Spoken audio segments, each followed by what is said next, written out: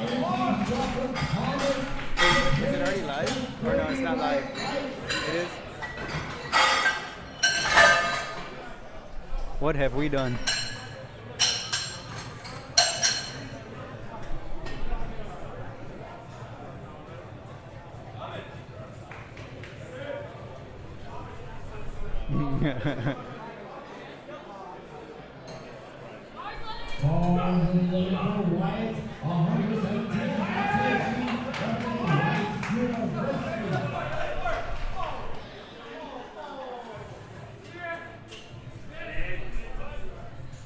Okay, we got that running now.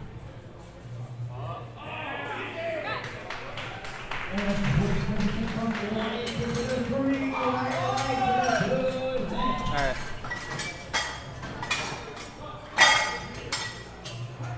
Oh, it was on us the whole one.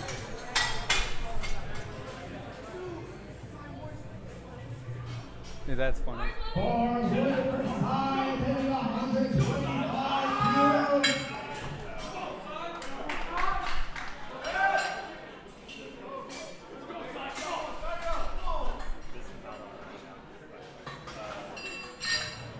Is this on though?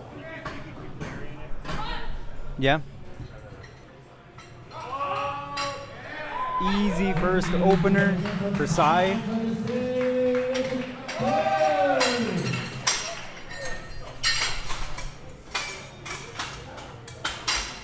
$125 kilos. Successful.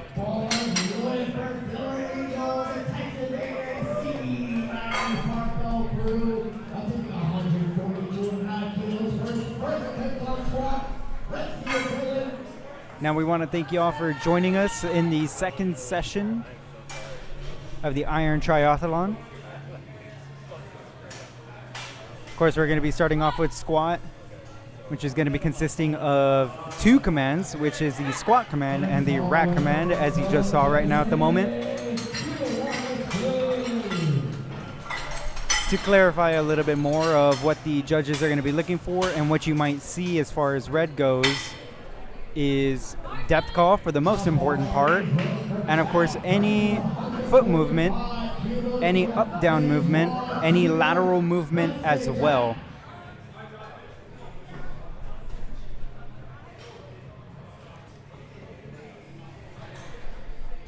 Of course, a lot of these openers are going to be fairly easy for these lifters, as everybody wants to play it safe. They want to get into the competition and not go straight into trying to do a PR and possibly failing and bombing out.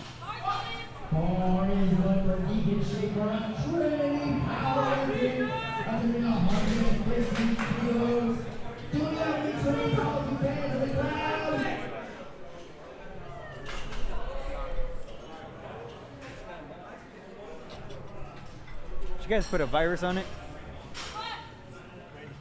The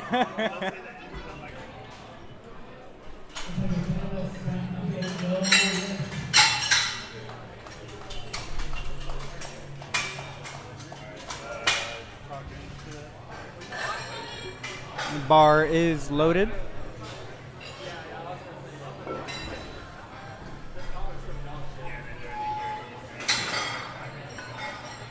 My bad.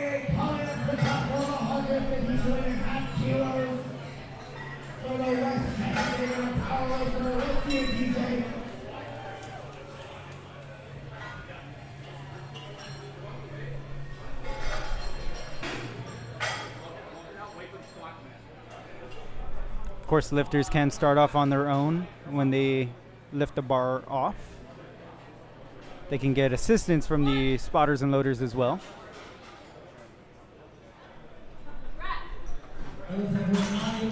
Little high on his squat. He can reach a little bit more in depth.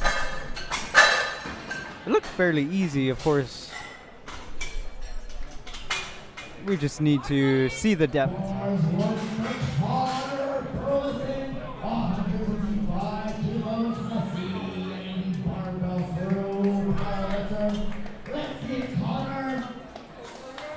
$165 key opener.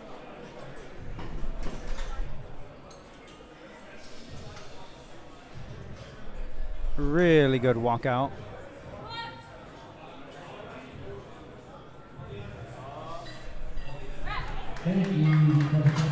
Very good depth. Very good speed as well.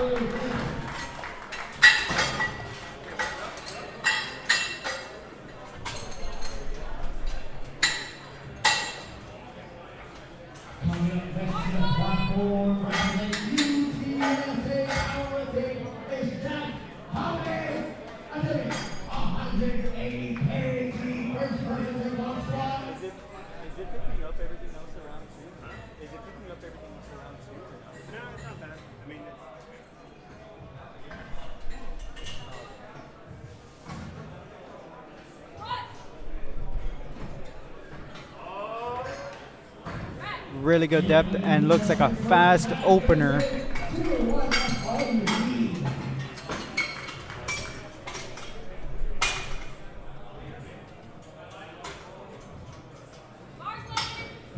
No, he knows he's on camera.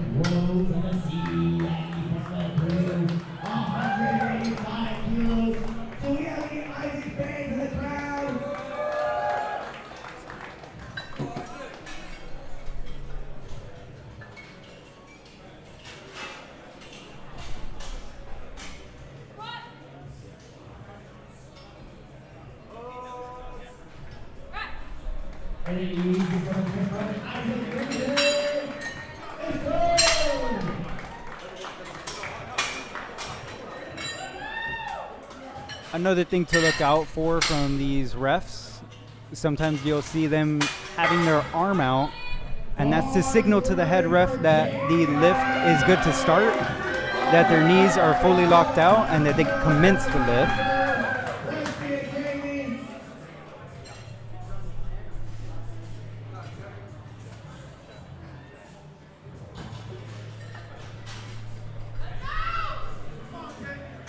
Very easy walkout, very short stepped as well. Good depth, really easy opener.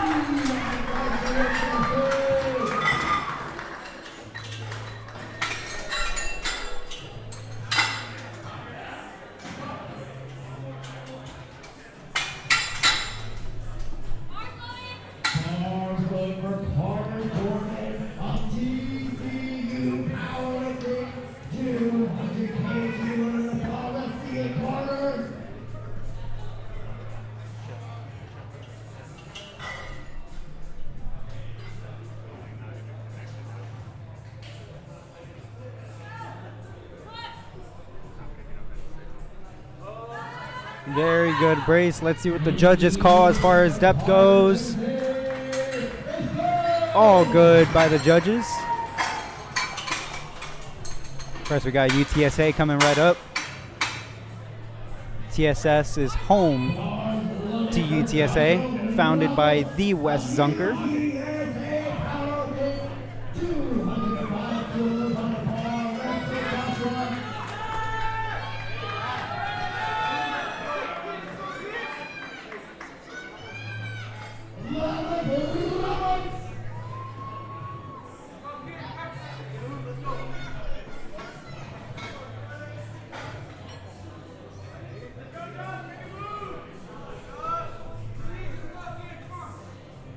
Settling very nicely.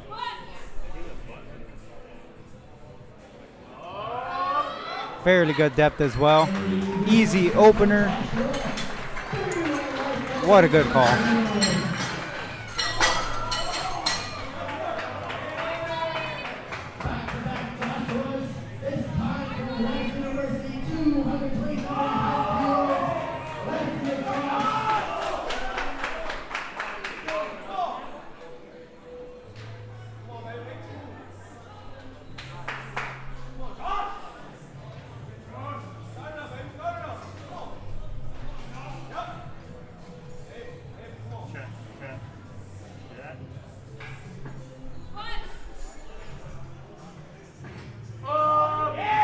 Nice.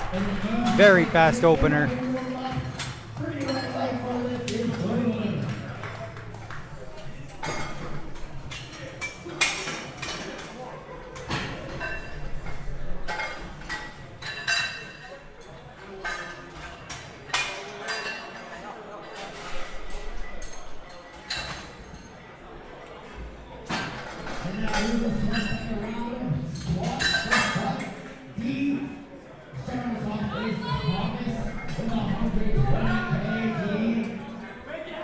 120 kilograms as an opener.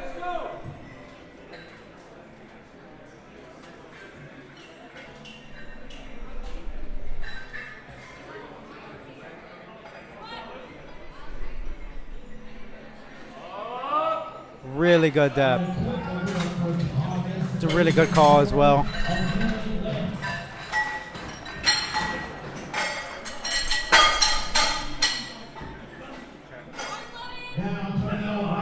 $127.5 keys as an opener.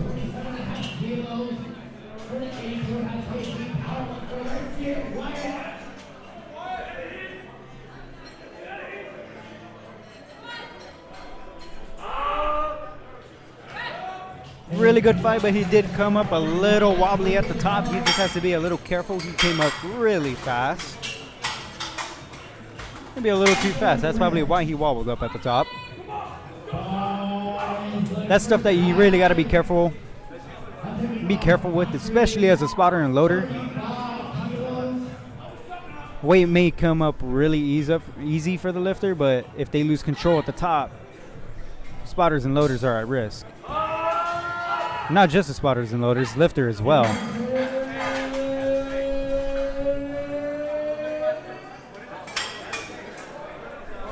Oh, it's a little delayed.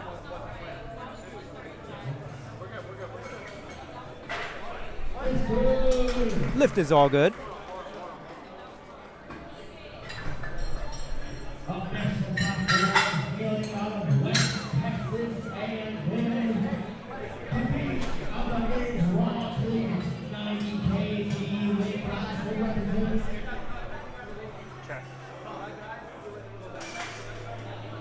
Okay.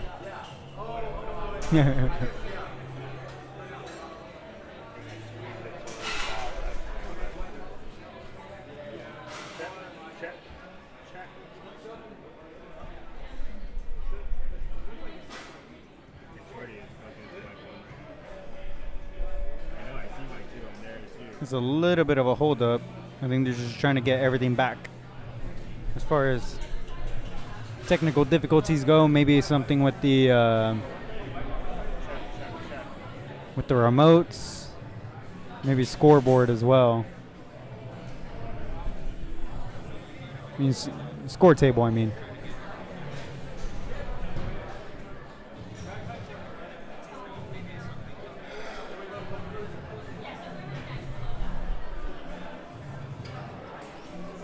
Looks like a misloaded weight on the score table. I think they're just trying to get everything squared away.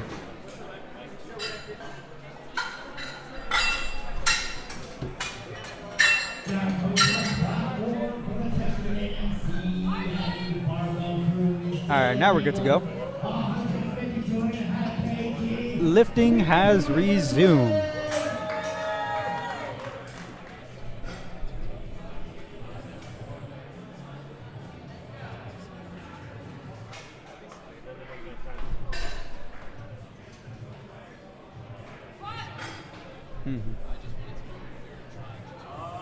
Really good depth.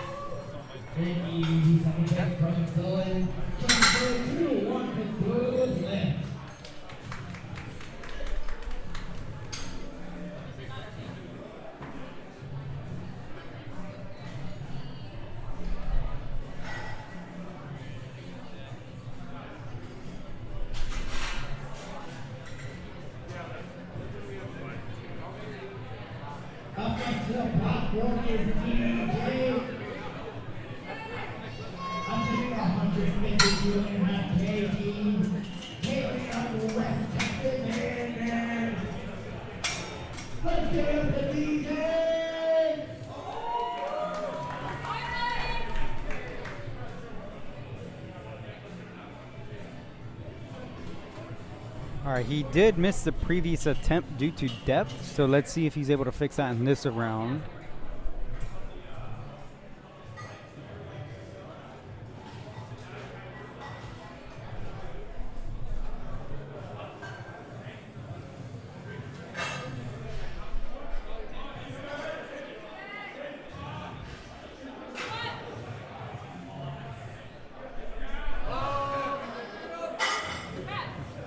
Let's see what the judges call.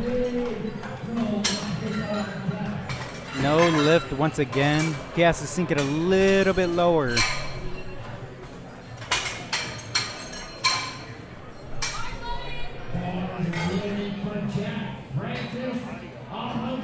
Sometimes what you might see out of these lifters and handlers as well is that if they're having trouble due to some depth, they might actually go a little bit higher as far as their next attempt goes, because sometimes heavier weight, you're going to sink it a little bit more.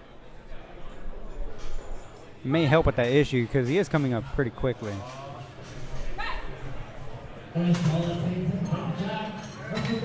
Very confident in that lift. 3 white lights for him.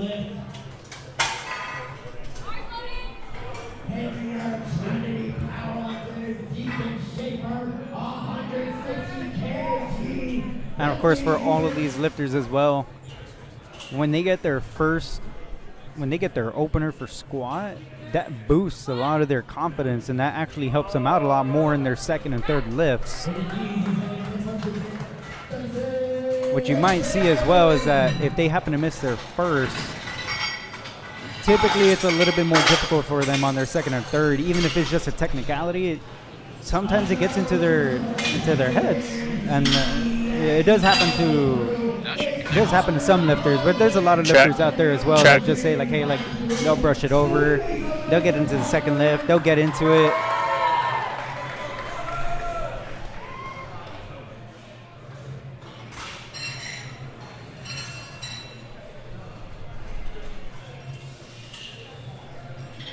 One, two, three.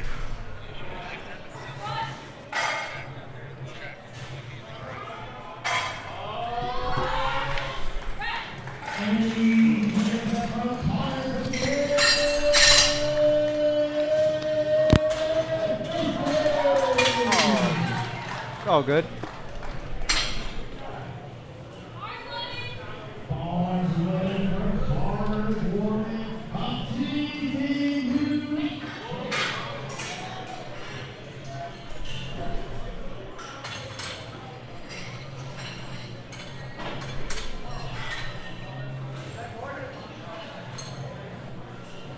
Another thing you'll see as well is that when there's misloaded weight and they do have to fix a weight, they'll tell the lifter to step off of the platform, because it is a rule that they cannot be on the platform while weight is being changed or even a rack height change.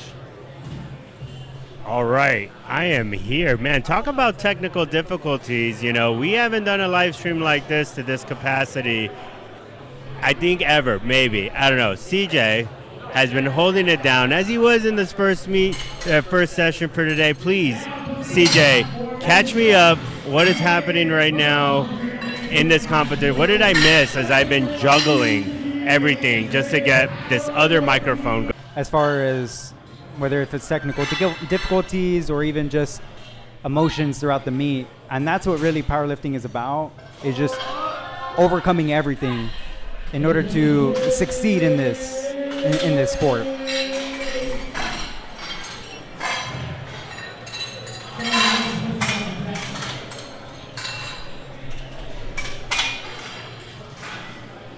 All right.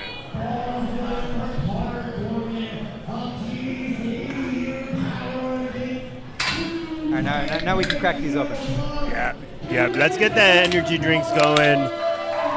This is the 100th Texas Iron Triathlon, I believe. Correct me if I'm wrong, Davion. What year? What would you say? How long has this been going on for? I don't know, to be honest. It's been going on for a good while. That's what it's been going on. That's what we know of. Davion, OG Foundational Root is up here as well. So we got the whole gang here. My name is Cheyenne. We got CJ, been holding it down. This is a special Iron Triathlon. This is like probably the 5th one that I've seen so far. I mean, I missed last year's, but really excited for this setup. Yeah, every year it's growing. Not just, of course, of the lifters, but also the production behind everything. I mean, just like 3-4 years ago, All we had was the gym lighting. We didn't have this how would you say it? This studio lighting that is on these lifters that's showing everything off. I mean, when they have their pictures taken, it makes them look amazing. It makes everything look good.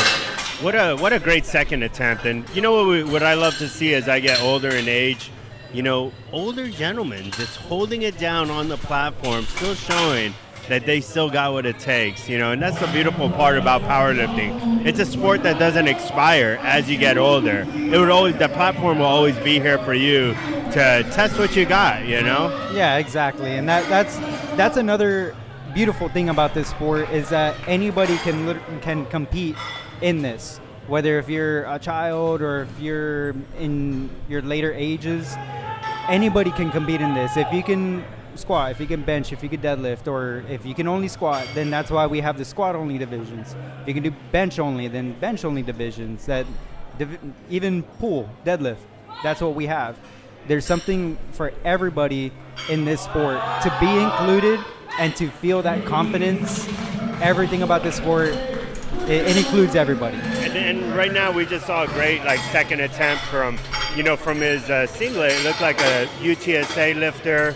I don't know if he's current or looking to be a UTSA lifter. I know we saw yesterday with the high school showdown, a lot of those high school students are repping the UTSA singlet as well, you know, so it's a very competitive at this younger demographic as well, but, you know, just to see that, you know, the flight itself is so diverse in its age groups. Yeah, and that's what you'll see. This sport is absolutely growing, not just in San Antonio, in Texas, and in the nation. Everybody is getting a feel for it. Social media is what's influencing everybody, and they see everybody else doing it, and they want to get a taste of that success and that confidence to be able to succeed. Looks like I'm gonna just run down real quick. We've been doing a lot of things in this setup. If you can't tell, it's obviously something new. Obviously, something new in the sense of it being homegrown. So, setting these tripods up, you know, as you can see on our platform tripod, it's getting a little shaky over there, and that just means we're getting bigger on weight, and those spotters and loaders and the lifters themselves are always going to come first over a frame. But let's make sure that frame is secured so we don't lose not only the camera but you guys. I'll be right back.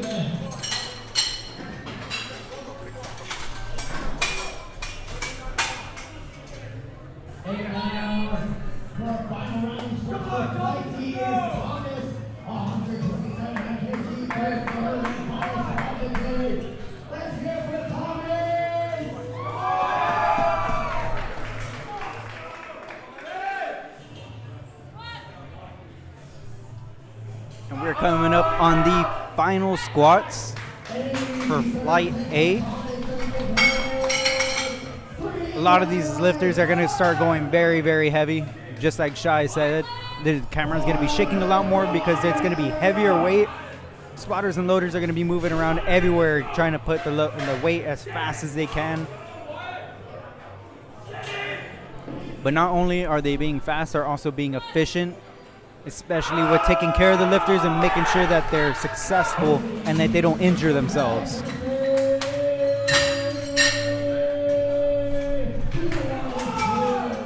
Two white lights is all you need for a successful lift.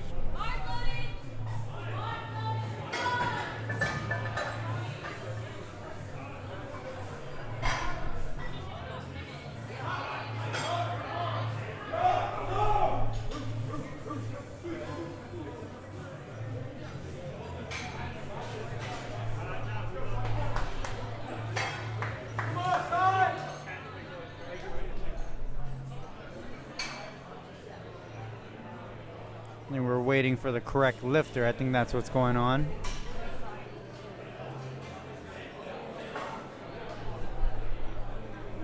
That's something that you'll see a lot too. A lot of the lifters will might get a little confused about where they're at. Oh, actually, I don't even think it was that. I think it was just something else. The head ref is moving around. Might have been due to the scoring. It's a little hard to tell up here as well.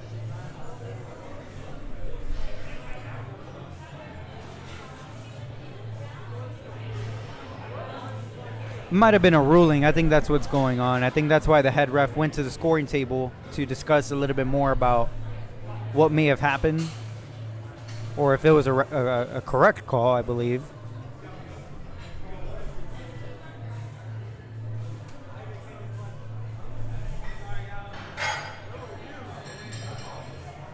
Well, we always want to make sure that the lifter is given a fair chance. That's why a lot of these head refs or side refs will converse with one another if they feel like something had happened, or if they need to overturn a ruling.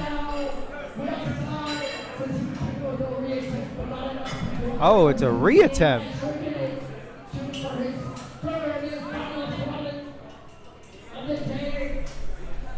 So he's granted a relift. So it may have been something to do with the weight, or maybe even the rack. Maybe a spotter grabbed the weight a little too early. But in this case, a lifter will be granted a relift. So he'll have another chance to have this lift as a successful lift.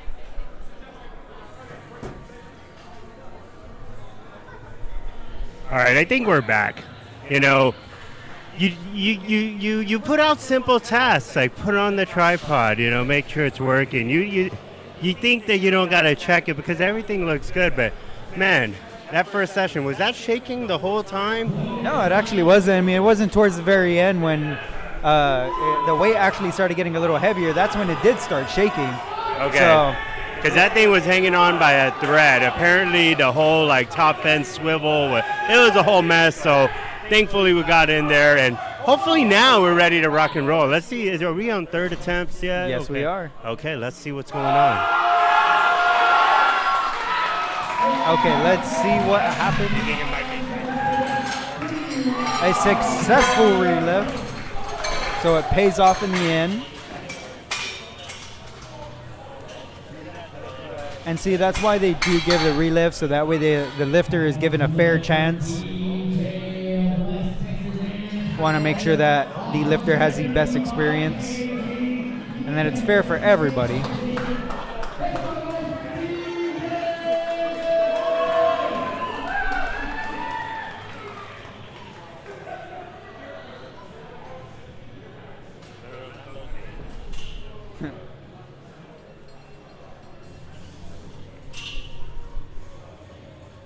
You guys will never believe the circumstances of this live stream, but we'll get into it later on in the meet.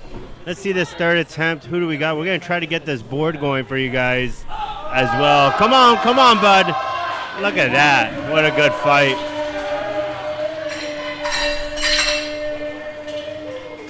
Wow, that's a... So this is something that I was talking about earlier, how lifters and handlers actually go at a heavier weight to see if they can get that extra depth, and that right there is a perfect example of going at a heavier rep, and they get that successful lift to stay in the meet. And it looks like this meet's rocking and rolling. Let's see. No knee sleeves. Oh my God. Now, tell me, CJ, your experience with wraps, knee sleeves, going no sleeves, you know, like, what do you prefer? What's going on? Well, as an equipped connoisseur, I love the feeling of knee wraps. I mean, I've been lifting since 2017, and that's all I've ever known. Yes, I do love knee sleeves and no sleeves, but at the same time, being able to have that load bearing of a heavier weight with the knee wraps and be able to explode. Great 10-kilo jump from Deacon. It feels definitely a lot better for myself, and I'm pretty sure a lot of these lifters do feel that way as well, especially the equipped crowd. But a lot of these people do love to lift raw because it's more accessible for everybody. Everybody can compete raw, and that's the, how would you say it, the epitome of powerlifting, because it brings out their true form. And let's see this. Now we got Jack Francis coming in with sleeves, raw. for his third attempt. I think, oh man. Okay, so he did have a pretty solid jump, a really big jump from his second attempt, and that third attempt looked really light. So what's that strategy? Like, he looked like he had a lot more in the tank. And you'll see that sometimes. Like, a lot of lifters will feel like that's their peak. And that's a good feeling for a lot of these lifters when they get a third lift and it looks like a second, because it leaves them thinking, I can do more. So that way in their next competition, they tell themselves, okay, I'm going to shoot for this higher weight. And especially in training, if they do more than what their third attempt was at their previous meet, they're already going to feel more accomplished and more confident going into the next meet. Great data. It's great data, right? So let's see how Jamie looks on his third. Okay, it's a grinder. Oh no. So he got his first attempt, but failed on his second and third. So it's gonna be interesting just to see how he bounces back on his bench. Up next with Connor Burlinson coming in for his third attempt, a 15-kilo jump. You know, it looks like a 20-kilo jump from his first to second, and a 15-kilo jump from his second to third. Yeah, and that's actually some pretty good calls from handlers. You'll see that every so often they'll go heavier on their second, so that way on their third they're not feeling so burnt out. Okay. Oh man. Oh.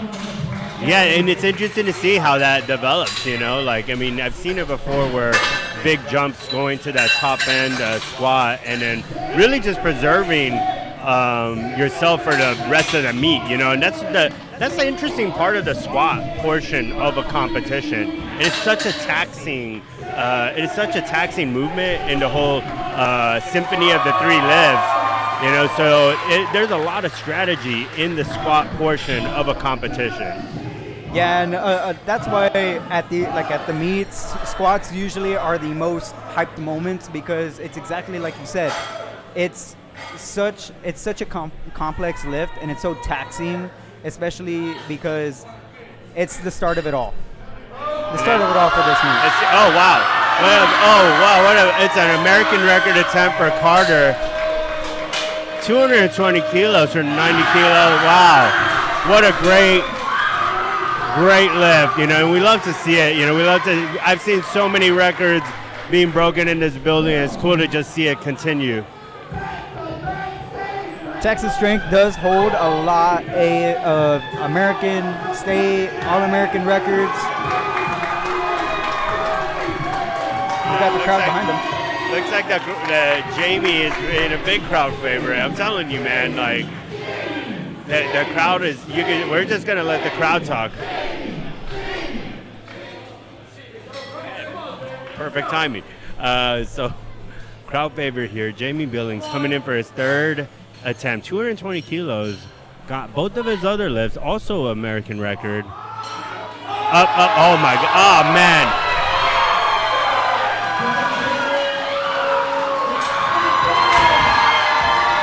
That is perfect. Jamie in that 65 to 69 year range. Very state record. That's still impressive, a state record at that age. Yeah, our TSS correspondent, Davion Aldridge, let us know state record.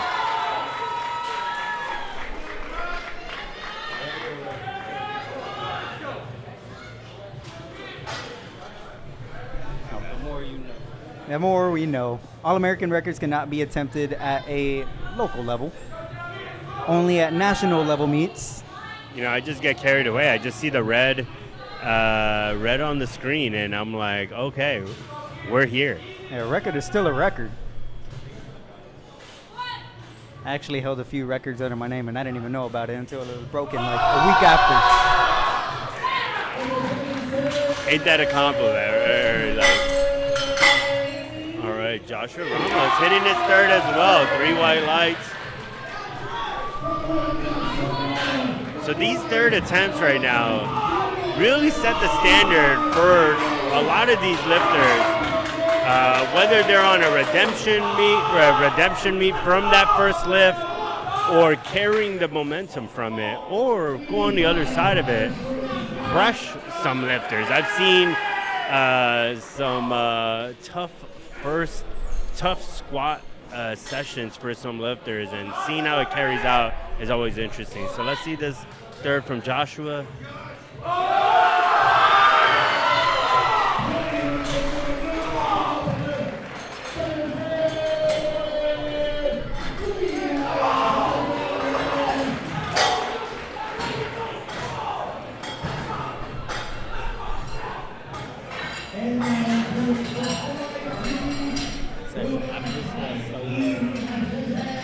Davion just mentioned that he missed that so bad. Was it an angle? That's all. Oh. All right. Wait. Okay. Wait up. So we're starting off a new flight. So that's gonna. Is this our last flight? We're gonna get a little scoreboard up here soon.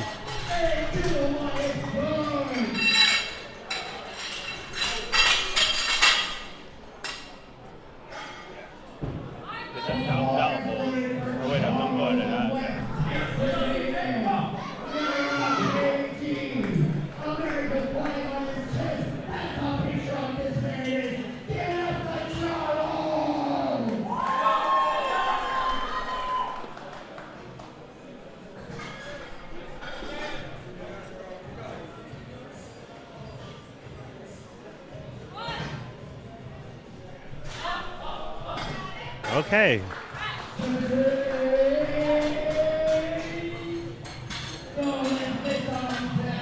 Oh, that's actually some. You'll see reds, and then you might see a yellow. Of course, that might have been more than likely was a depth call. Yeah. Talk to me about those different. Since we're in our first attempts right now, when you get red lighted, what are the different red lights that come up under the red light? Whether it's yellow or walk me through all those different colors. You'll see mainly red when it comes to when it looks to be a successful lift, but it's more than likely a depth call. That's the reason for that red. A yellow will signify that the lifter was unable to complete the lift, or even a missed call as well, whether if that's the squat command or the rack command. And blue is more for technicalities. If you want to get real into the nitty and gritty, it's just more of hand movements, foot movements, up and down. But there's a lot that these refs have to look out for in every single lift. And that's why we make sure that these refs are certified at a state level and a national level as well. That's amazing. And the whole chain of that, Daniel coming in with a solid first attempt. And let's talk about that. So what level of referee status do you hold? Is that the right way to say it? Yeah, I have a state level certification at the moment. Hopefully in the future I'll be national level. I mean, everybody else who was in my class is already a national level ref. And just being able to see everybody at that national level, they have so much knowledge going into this sport. They've been so involved, whether they first started lifting or they started as a ref and then lifted after. But a lot of these refs that you see are heavily involved in the sport outside of reffing. Oh man, great first attempt from Ali Ahmed. And now we're going to go to Mohammed Mazouj, and I hope I'm saying you guys' names right. As far as starting to lift in 2017, how was the refereeing journey? When did that start? Where did that start, and how has it been? Starting it off, Wes was the one that just kind of threw me in. He told me hey, you're going to be reffing for THSPA. I said, why not? Because I was already out of high school. And then that's what kind of started my reffing career. And he told me to start reffing at the USAPL meets. He had me as a TC. He's had me as a score table. side ref, head ref. I just can't do the head refs because my voice cannot handle yelling at a high level for so long because it'll start breaking. Yeah. Which is funny. Oh man, this guy really does not want to be seen right now. Mr. Mysterious, what is this Fabricio Campos? You don't want us to see you. But I'm sorry, my friend. We see you. The cameras are all on you. And also, what a great experience it is for these lifters, you know, getting this kind of level of production right here in a local meet, which is, you know, one of the things that, you know, here at TSS we take a lot of pride in, you know, specifically with how Wes has been able to formulate such a great system of throwing local meets, not only within this facility, but across the nation as well. Yeah, Wes has brought so much. He's given back so much to this community. I mean, he founded Texas Strength Systems, I believe a little over a decade ago or 2 decades ago. Yeah, 2008. I mean, the story is very long. He's had an incredible journey, and it seems to be growing even more every single year, branching out with different gym locations or providing equipment to meets across the entire nation as well. And we also get to see it on this platform in a sense. If you see in this angle, this camera angle that we're in right now, you know, you're going to see a ref off to the side, and you see another person with a blue shirt right there, which I believe is someone else that's going to be a ref here in the future and going back to the journey of reffing. So what's going on there with the two blue shirts on the corner? Is someone training? Like, how does that process? So what that process might be right there, because she's not in an official USAPL attire. She's kind of in her own blue polo. She could be starting off the state referee exam. She's already passed, I believe, the written exam. She's just doing the practical at the moment, which it'll be conducted with a national level ref. A state level ref, to just kind of get a feel for the meet. They'll be doing a side-by-side comparison of what they believe is the right call. They'll talk over what went right, what could have went wrong, what to do in these type of situations. And that exactly my point a little while ago. That's why we make sure our refs are certified in every single level for every scenario, so that way when that scenario happens, they're already prepared. That's so awesome. Oh, wait a minute. I just got distracted because we have a celebrity lifter coming amongst us here soon. But no, then that's great that, you know, this is a great place to start that journey or even take those tests and, you know, talk about a great meet, you know. So, all right. Up next, we got Esteban. Esteban is a local lifter here to TSS-SATX, and also an amazing barber.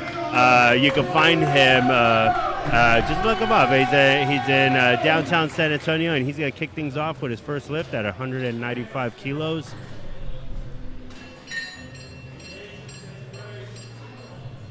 We love to see a lot of our local lifters, you know, just lift right here in the very walls that they train in, you know. At least I did when I was here, you know. It's been a while since I've been around these walls, but long enough to see Esteban and be excited.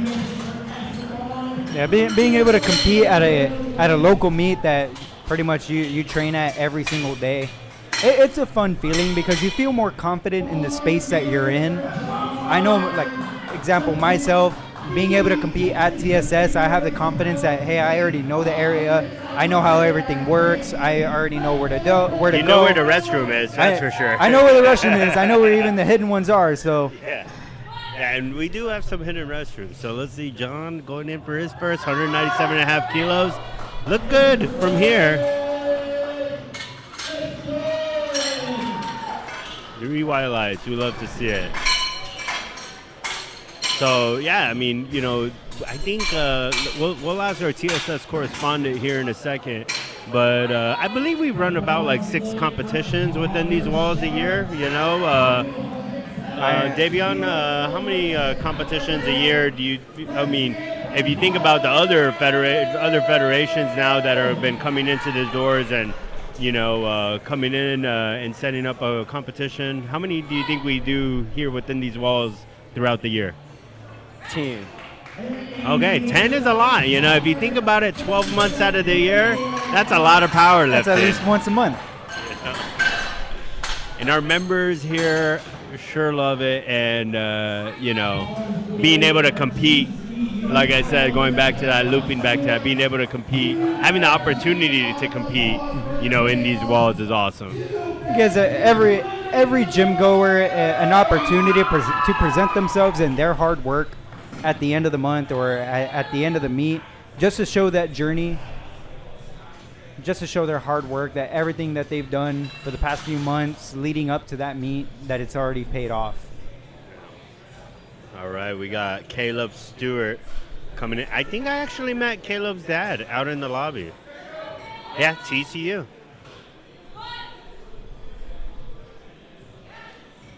That's another cool thing about these local meets is that you get to meet every single lifter, converse with them, converse with their family, find out more about them, just get to know them more as a person, and just be able to connect with them.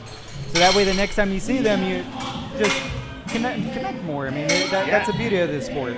Yeah, man. I mean, as Austin Pennington comes in for his first attempt at 237.5 kilos, dude, that was honestly, man, that was one of my favorite things about my experience here at TSS. Is like, you know, a lot of these families and spectators, you know, this is their introduction to the sport themselves, to the sport itself. You know, so I always loved engaging with the spectators here when they did get to come in here, help them out in all kinds of ways, you know, because this building can get a little bit confusing, especially if you think about parking when we have these events here. Don't get me started on that. Yeah, the parking is, I mean, if we get here like 6 hours early, yeah, you'll get a good spot. And that's the thing, right? Like, you know, I asked them like where they park, you know, making sure they're good. And then asking them, I'm like, who you here to see? You know, is it a son, a daughter, you know, like a coworker? Because all of them, you know, we get spectators of all sorts and sizes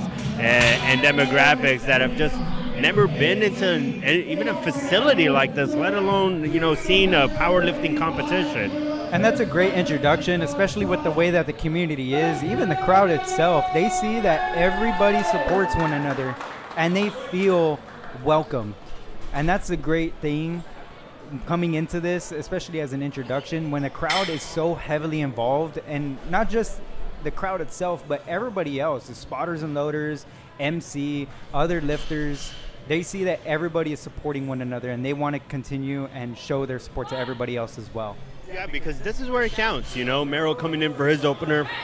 You know, this is where those numbers count. You know, you can say what you want about what you hit in the gym, but when you get on the platform and get it documented by referees in an official setting and with the lights on and everyone is screaming for you, you know, like nothing beats it. You know, yeah, I've seen plenty of lifters compete in powerlifting meets that, you know, have no spectators. And I've seen in a lot of occasions, a lot of lifters with no handlers either, you know, and it's their first time. And people in the warm-up room see that as we start our second attempts here. People in the warm-up room can see that and identify it, and I've seen so many people just connect just organically in the warm-up room trying to help a new lifter out or someone, you know, that has no handler, you know. And, you know, one of the things about these TSS meets, 2 white lights for the 5 kilo jump. As one of the things about like our TSS meets as well is we get a lot of people outside of Texas that travel here, you know, so it's really cool to just see how people connect and help out in every level, you know, of the sport. And people make the drive out here, whether if it's a drive or the flight, because they know that Texas Strength Systems is a certified gym. I mean, certified everything. They know that TSS is legit and that they run their meets to the T.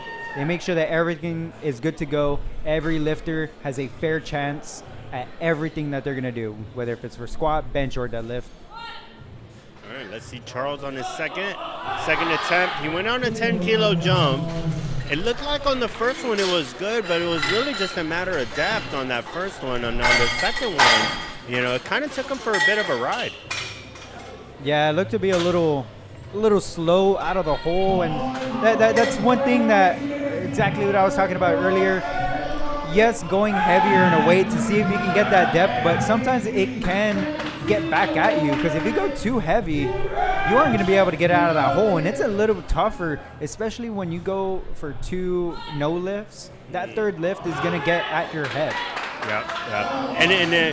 And I guess, like, you know, these bigger jumps, right? Like when you're attempting squat with the big jumps that we saw in the last flight in their third attempt, just, you know, as we were catching up with technical difficulties, you know, that does identify like someone that it's not their first competition either. Yeah, they're like, well, not just the lifter themselves, but possibly the handler, because the handler, I mean, of course, they're going to go through every situation that they can go through. They prepare for this as much as the lifter, because they want to make sure that their lifter has a successful meet, whether if it's down to nutrition, exercise, accessories. That's why they prescribe everything, and that's why coaches and handlers are really important. Yeah, I mean, so the no lift on that last one, as it was called for depth. We got Ali Ahmed coming in for his 10-kilo jump on his second attempt. Yeah, I mean, let's talk about this depth thing, right? So from federation to federation, I see this all the time within gyms before powerlifting in that regard. Like, talk to me at depth, you know, what is USA powerlifting depth?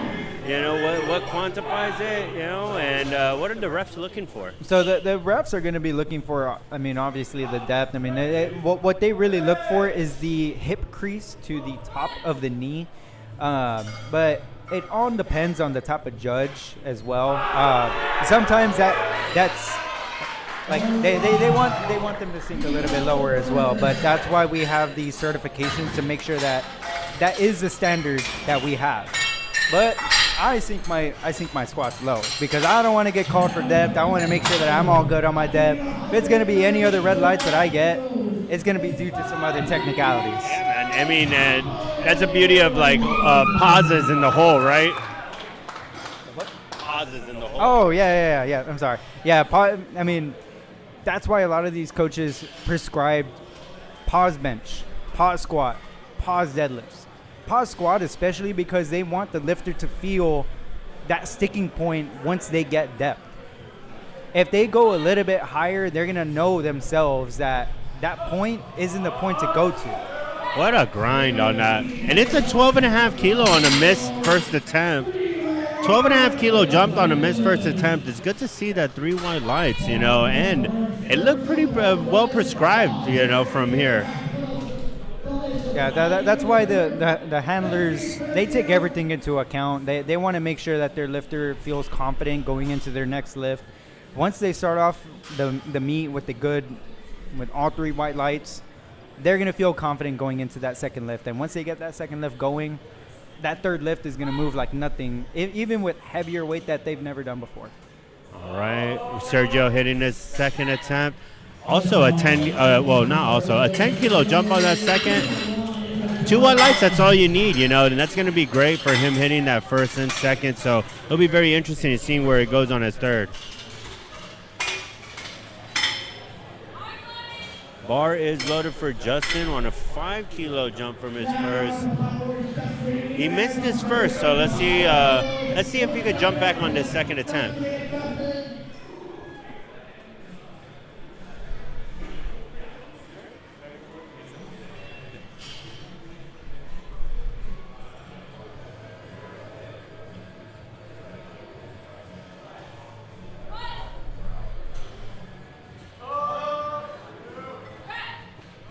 All right, let's see what the judges say.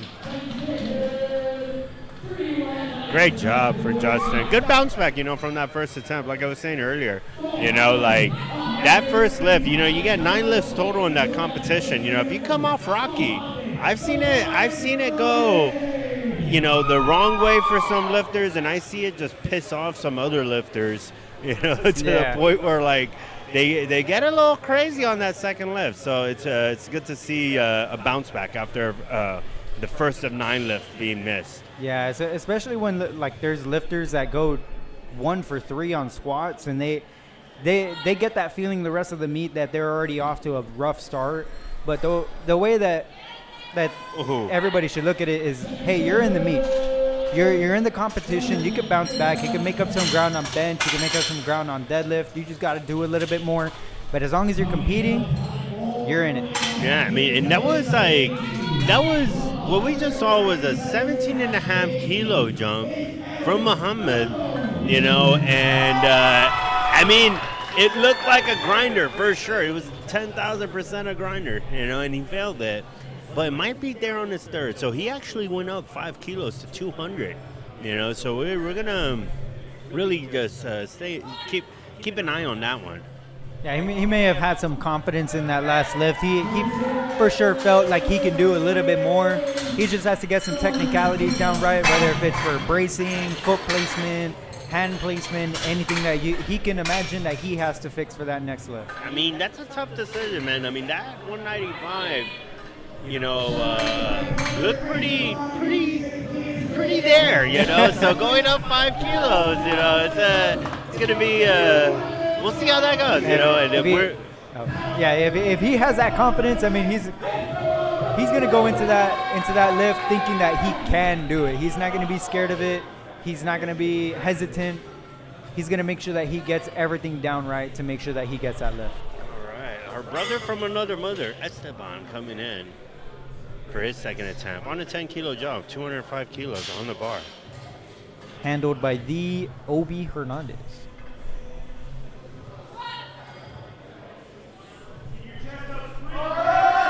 Come on. There you go, brother. Fantastic job from Esteban. And you might remember yesterday, Obi was commentating on the high school showdown. You know, so big shout out to Obi. Also, a big part of the TSS family here.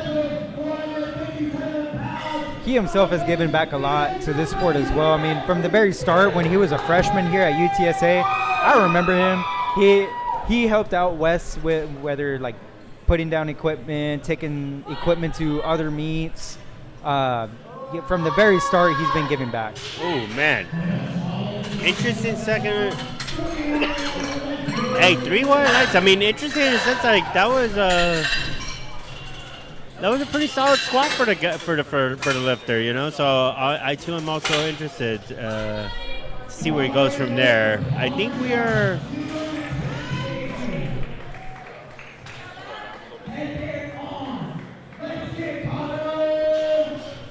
All right, John. Yeah, so John actually went up 12.5 kilos for his third, 220 kilos. Right now we have Connor on the platform, 220 kilos. Oh man! If you were his handler right now, how high do you want to take him? I mean, he went up already 12.5 keys. So I mean, at the way that moved, I think maybe like another 10 key jump. I mean, that does just to play it on the safe side as well. You don't want to do another 12.5 keys and then he's not able to get it. The most important thing you want to take into account as a handler is that if you're competing for first, you want to make sure that you can get every kilo that you can get in this meet to ensure that your lifter gets first. Because it is kind of a marathon. I mean, that's where the pun of triathlon comes from, you know, in the sense of squat, bench, and deadlift. If you're trying to figure out where the name comes from. I didn't even know about that. Really? No, I did not. I just thought it was called Iron Triathlon. Oh, man, brother. Iron Triathlon. It's the iron squat, iron bench, iron deadlift. It's the Iron Triathlon, baby. That does make sense. Yeah, it makes sense now. Dude, trademarks.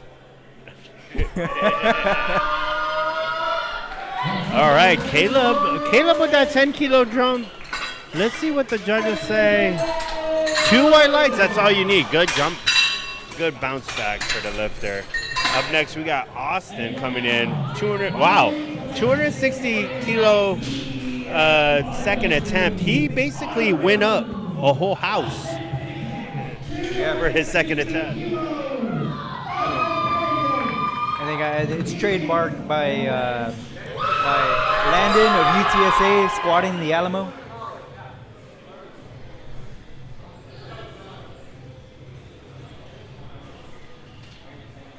Let's see how Austin does right here for the second attempt.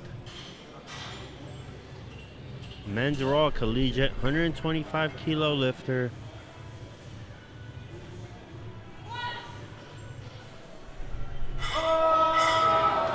Okay.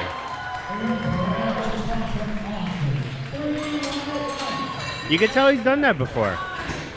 Yeah, I mean that. What a lot of these lifters also do throughout prep, a lot of their second lifts that they do at the meet, they've done at practice. That's why a lot of these lifters feel confident going into their opener because they know that they've done that before. Usually a lot of these lifters, their opener, they've done it for maybe 2 or 3 reps, and their second attempt is a 1 rep max. And when they get that feeling that they got that second attempt, they're going to feel confident going into that third. And which is something good to this is why we want to articulate this meet to the level that we're doing, so you guys at home can keep track with what's going on. Merrill coming in for his second attempt, and he's going to be he's going to be closing the fight, and after that we're going to go right into our third attempt. So, oh my word. But this is going to be a 100-kilo lifter squatting a whole house. I gotta get my chart to convert it to the pounds. Yeah, no, I was actually gonna pull up my trusty tech. Oh my God, the Spurs are losing. I just opened up my phone. I'm a massive Spurs fan. I bleed San Antonio through and through. And when I saw that the Spurs were playing at 2:30 today, my heart was a little broken. I have to say that, but this meet is something special, and we're going to be getting a lot of rings from here on out. So there's going to be plenty of playoff winning to come for San Antonio. So easy third attempt right there. But on that note, how I got into that rabbit hole, the Spurs are currently losing 41-58 right now. So a little heartbreaking. But we're just gonna rock on.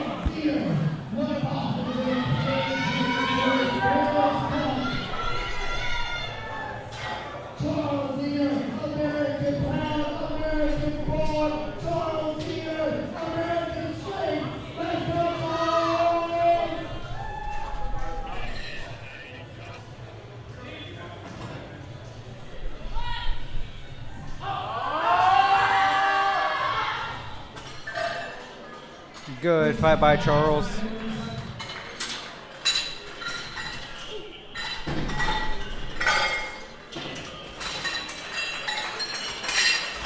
And one thing to take note of as well for these lifters, even if you happen to bomb out or get no lift at all for any of your lifts, you can still compete. You can still continue your meet. You can still bench, you can still deadlift. The only thing is that you won't be able to compete for placing, but a lot of these lifters will continue to do so that way they get that experience and they know where they sit at for their next meet. All right. 3 white lights are bright, and he's beat. Oh my God, he almost fell. He got body slammed on the platform. Did y'all see that? Let us know in the comment section.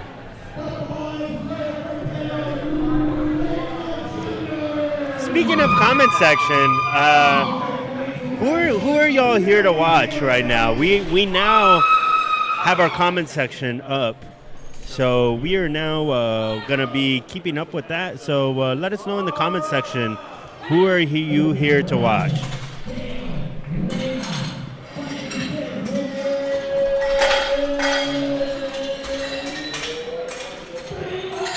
Three white lights for Daniel. And that's going to take us to Ali Ahmed going in for his third attempt. Rice Powerlifting has 15 lifters. Shout out Rice Powerlifting.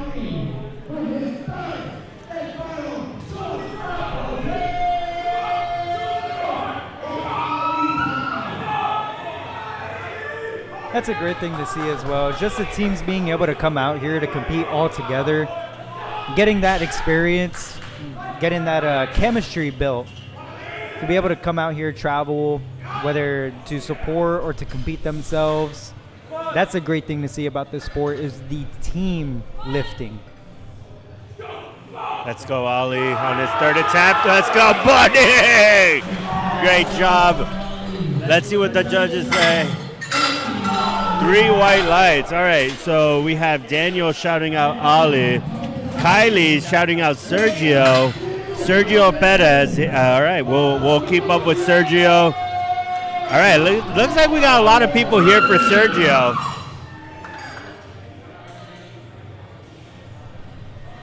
Checo. Which one's Checo?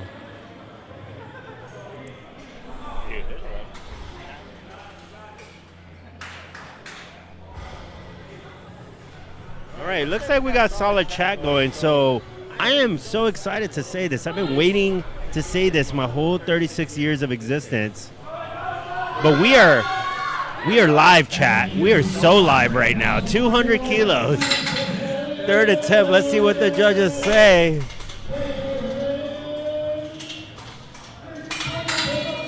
Adds a little bit of a dramatic effect.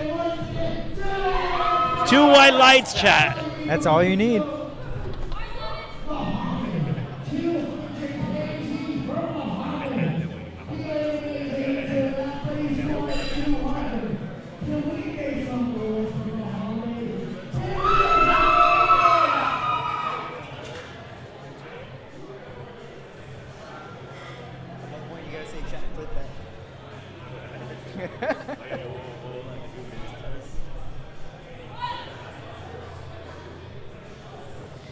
Okay, let's see. Oh my God. Muhammad with that 15 kilo jump. Let's see what, 2 white lights. Good jump, bud. All right, Checo is on the platform. The chat loves Sergio.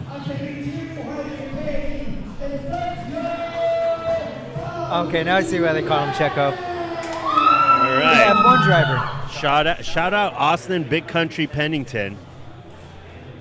Let's see what Checo does. Come on, Sergio.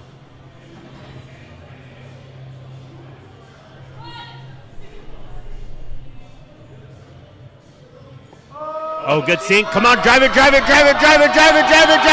Let's go. Amazing fight by Checo. There you go.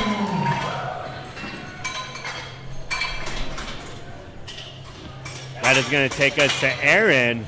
Aaron hit 182.5 on his opener, failed 197.5, and still went up to 205. So let's see this third lifter for the Texas State power lifter.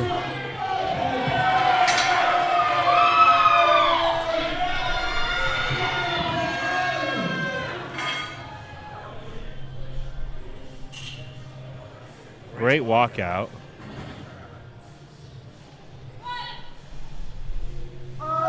Up. There you go. Another grinder. Nice. Good job. All right, we are waiting for our next lifter, Justin Nunez, coming up into the tunnel, going straight into it. He has his own personal chalk collection in the background.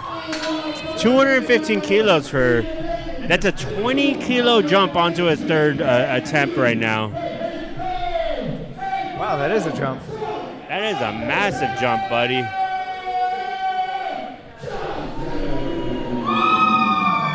Esteban coming up next, so let's see how this 215 looks on my buddy right now.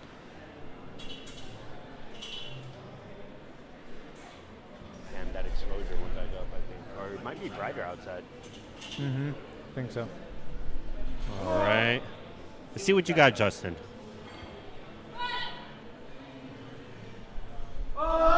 Up. Yes, sir. Great job.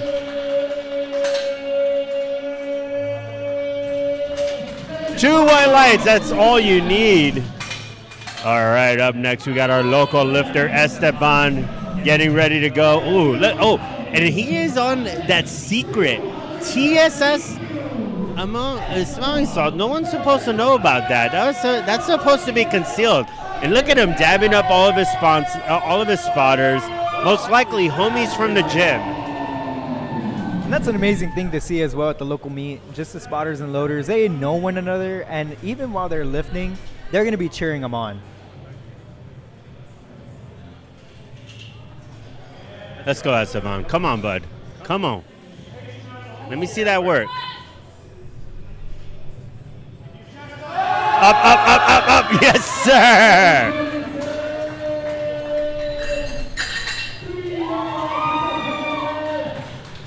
All right, that is going to take us to John. John is getting ready to go for 220 kilos. With that, look at that gnarly back slap from Eddie. Shout out Eddie.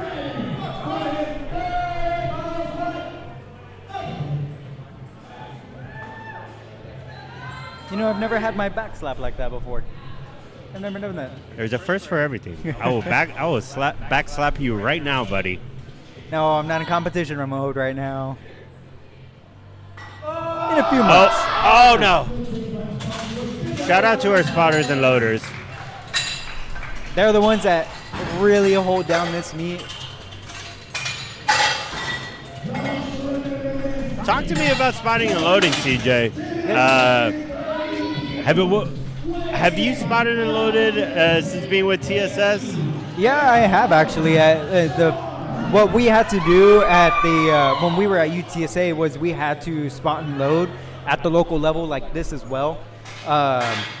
We did not get paid for it. We brought it back. We provided back to the sport. But spotting and loading is a whole different game than anybody else can imagine. There's a lot more to it than just loading up the weight and catching weight as well. It's just making sure that everything flows efficiently, all the weight is correct, making sure that these lifters are safe and sound before and even during and after the lift as well. Yeah, and it's one of the cool things, not to like jump on the tradition that's like established here, because it's really easy to do. But TSS has been involved in all aspects of the sport, even down to spotting and loading. The TSS spotting and loading crew has been a fraternity within the organization for as long as I've known Wes and UTSS, and is well established long before me as well. So it's pretty cool to just see that brotherhood of spotters and loaders through this time as well, not only the UTSA athletes. I mean, they're recognized at the national level as well. I mean, on the national platform, you'll see a TSS spotting and loading in almost every meet. Heavily involved. Come on. Caleb. Oh, that's all good. 5-pound jump for the young man, but unable to get it. That's going to take us to Austin. Bar is loaded for Austin.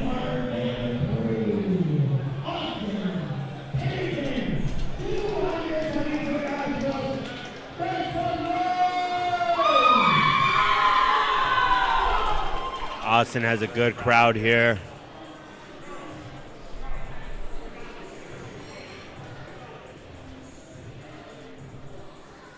I think we have a relift at the end of this flight as well.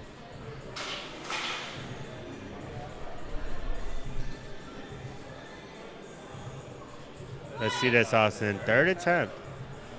Up. Oh, man. Yeah, he's confident in that lift. That was a great job from Austin. That is going to take us to Merrill. Merrill coming in for his third attempt. Bar is loaded.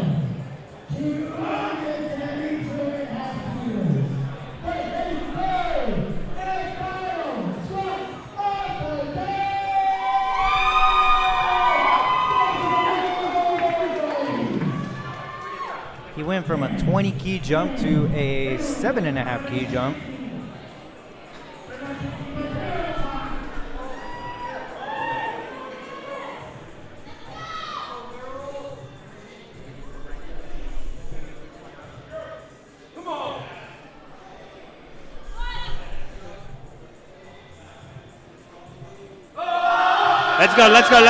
Let's go.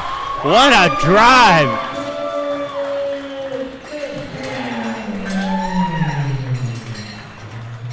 And we do have a relift at the end of the flight.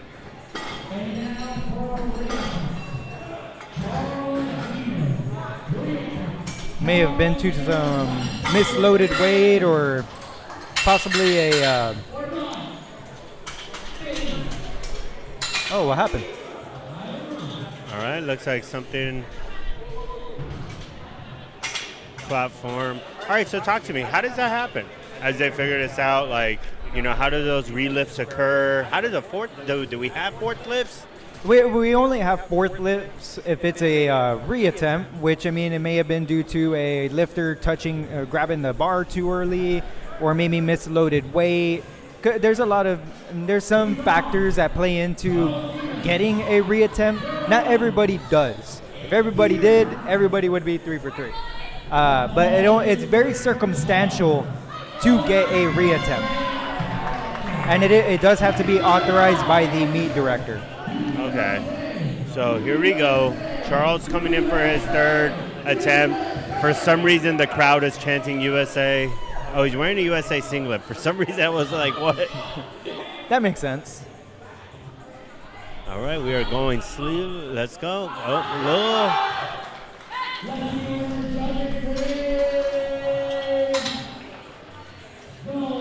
look, all right, Charles, if you're watching this back, look. The lift is definitely there. It's all there, bud. You just gotta sink it a little bit. If you listen to the little bit earlier of this meet, we talk about these pause lifts and really getting comfortable in the hole with the stress. Just do that. You'll be good to go, my friend. But that is gonna take us into the bench portion of this competition. We will be right back. That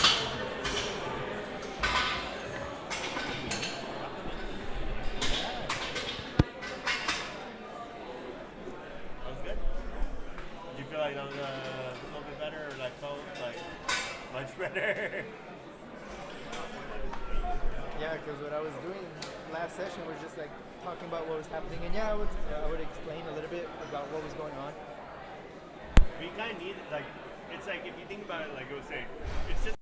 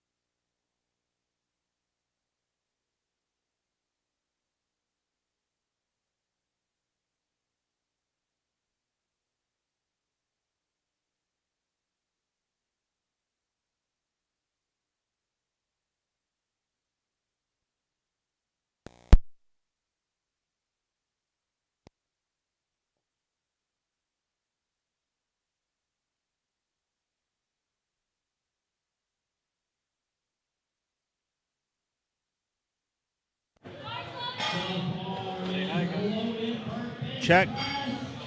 All right, we are back. Oh,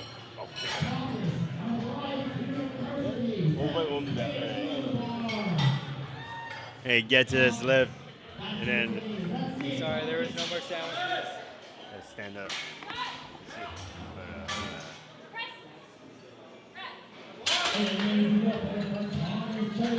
All right, so this is us. We're over here, right? You can see we have this whole entire setup going all the way. Wait, let me go back. Oh, we're gonna go. This camera is so impressive. Look at us. We're right above the platform, right here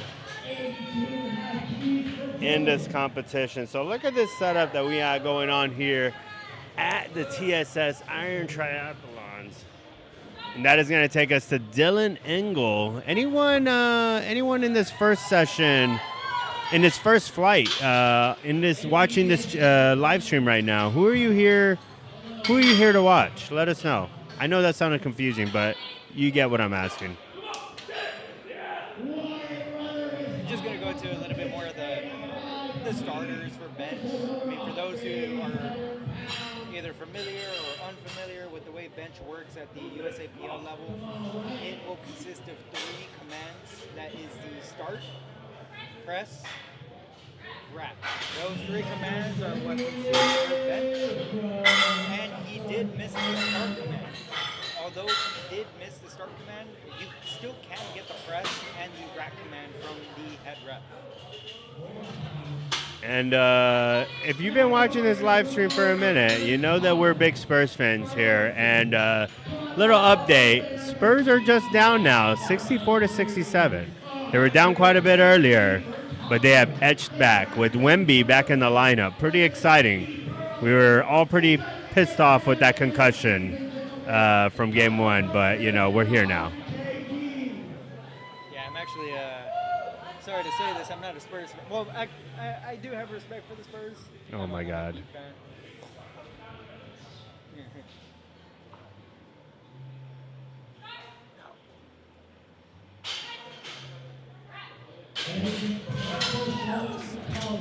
I'm having some technical difficulties, CJ.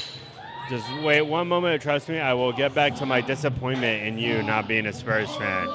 But, all right, we got Sai coming in for his first attempt. 100 kilos on the bar.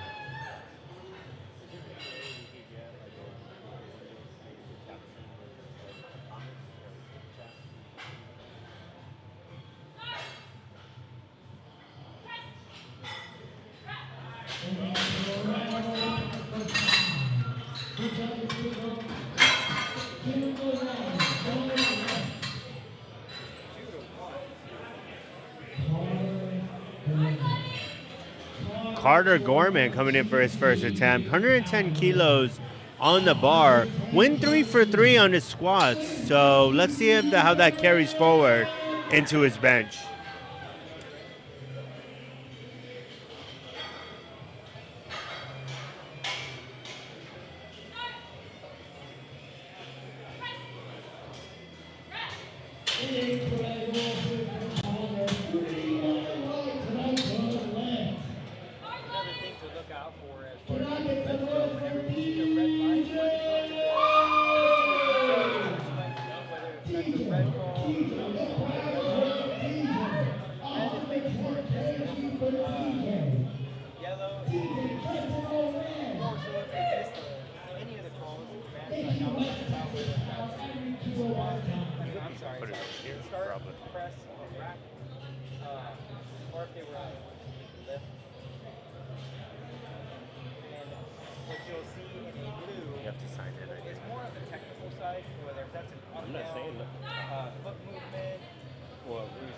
I don't know if it's going to update.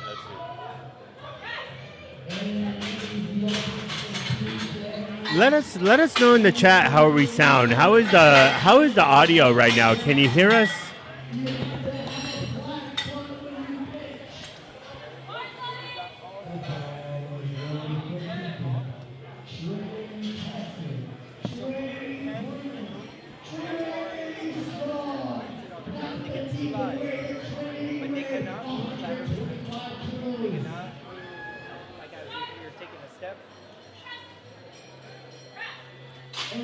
Thank you, Daniel.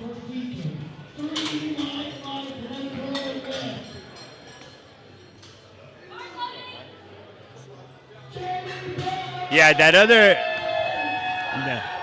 the other mic is a little finicky, you know. But yeah, we're.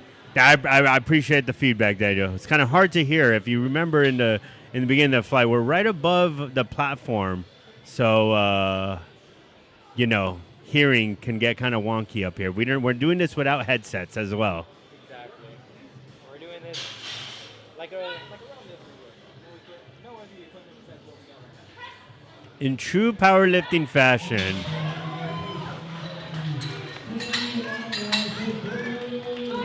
All right, shout out Brooks. Damon Brooks is shouting out Brooks, so I'm assuming that is a loved one. Okay, I see him. Brooks Jr.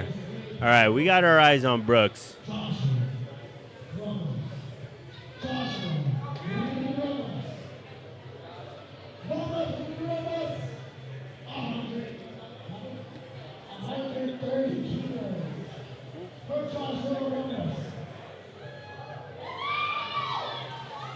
Oh, what?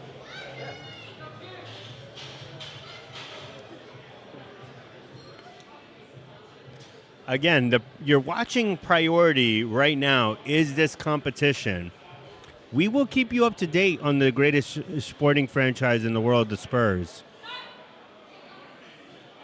130 on the bar for Jack. Easy first attempt. The Spurs are up 72-71, by the way.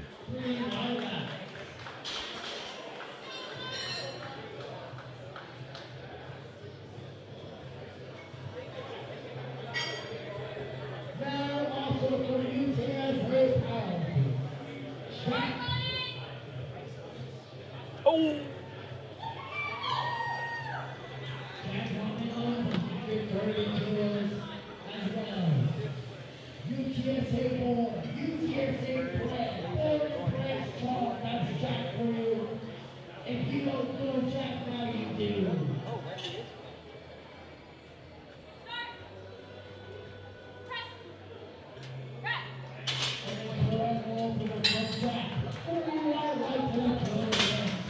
All right, that is going to take us to Isaac Rose coming in for his bench opener at 130 kilos on the bar.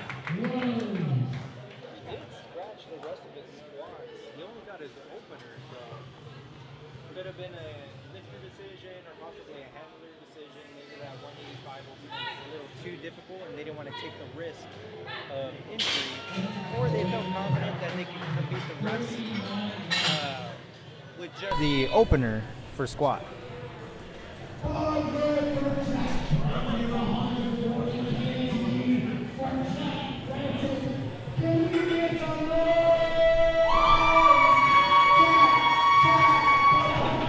All right, Danielle, thank you for that feedback on the mic, but don't hurt my feelings right now, you know? The Rockets, it's a great franchise, but the Spurs, they're the greatest of all time.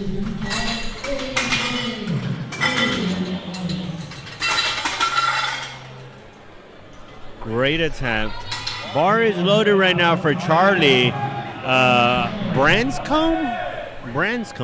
You know what's something that's funny, CJ, is a lot of times, like I've emceed a lot of these competitions, and I've had a lot of interesting last names to navigate, and I think that's one of the fun parts of emceeing these competitions is like you'll be running and gunning. I don't know if y'all can figure out from home how these competitions are ran, but then you get these like crazy alphabet names or names that are simple, that letters that just don't make sense, that go together. Great first attempt from Charlie, and I don't know, just a random funny experience that I've had in this sport. Yeah, you'll run across a lot of new names that you couldn't even imagine that were put together, and it's all about learning everybody's names, especially as an MC, as a ref as well. When you're a ref, and you're doing weigh-ins and you're calling out names, you got to make sure that the name is correct, because if you're calling out the wrong name, they're not going to know that they're coming up next for weigh-ins. We got Big Joshua Energy in the chat right now.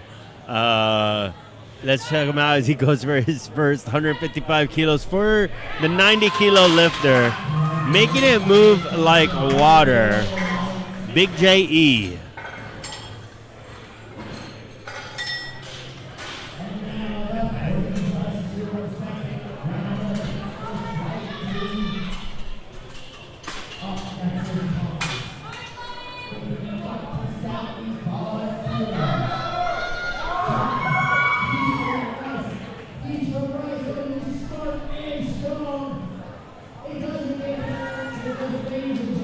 Tien Cheng Wei is up next on his second attempt, 75 keys on the bar.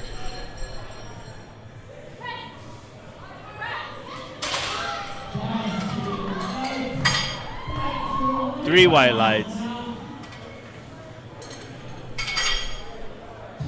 Dylan up next, 85 kilos.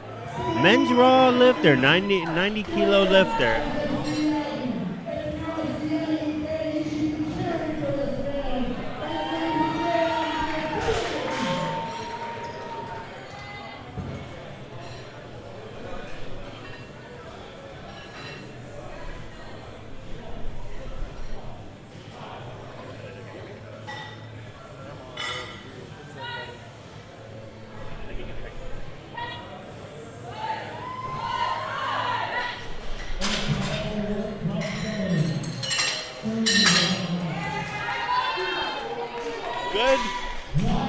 Good second attempt. I didn't get to catch his first attempt, but that's a good jump back on his second.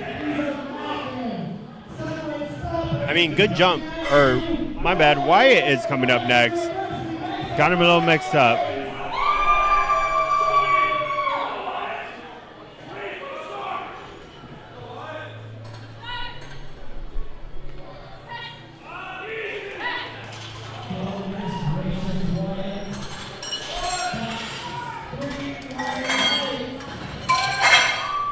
Sometimes what you'll see out of the head ref as well, just to go a little bit more into depth about the ref role, especially the head referee. The head ref might get a little bit closer to the lifter depending on how loud the environment is, especially how it was for collegiate nationals. Not only do you have to have a loud voice, but you have to make sure that the lifter is able to hear that you give them the start command. That's why a lot of them will sit closer and even have their hand close to their head, so that way they could see that their lift has commenced. Yeah, knowing the calls is vital for competing. Yeah, and that's what a lot of these, especially the rookies, I mean, they have to learn that the lift has a lot of commands to it. It's not just starting off on their own, but they can also, I mean, they have to look out for everything.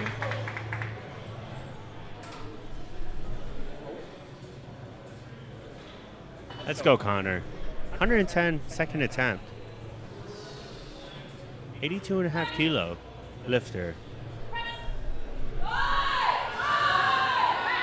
Good range of motion as well.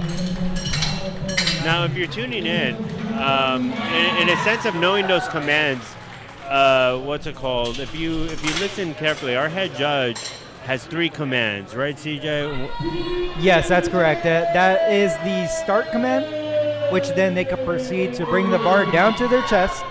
And once the bar is laid motionless, or the head ref deems that they can press the bar, they'll get the press command. And once the lifter has fully locked out their arms and the bar is then motionless once again, they get the rack command. And that's what a lot of these lifters tend to miss out on, is they'll get a little excited and they'll start the lift on their own, or they'll rack the weight on their own. Good grind. Oh yeah, Brooks. Oh, Brooks holding it down. Let's see. 3 white lights.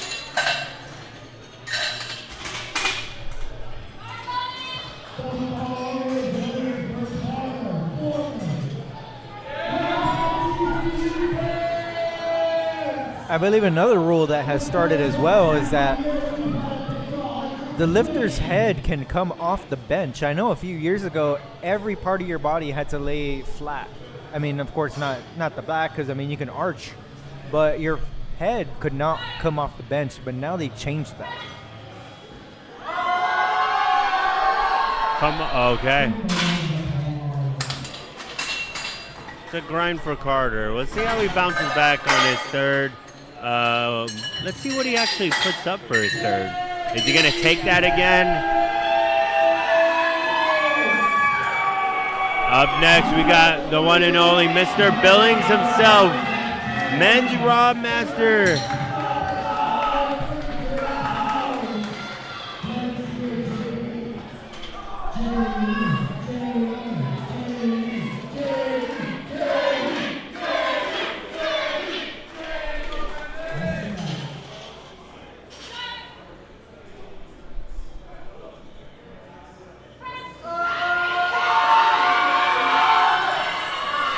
What a grind. What a grind. He kept it controlled all the way through from the start to the finish, and that's what you call a perfect lift. That is going to take us to Deacon Shafir. Deacon going with a 10-kilo jump on his bench, 135 on the bar.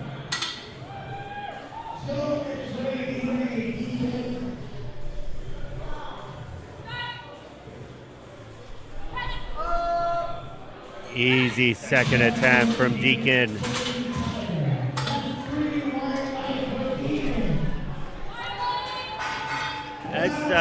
That's going to take us to Jack.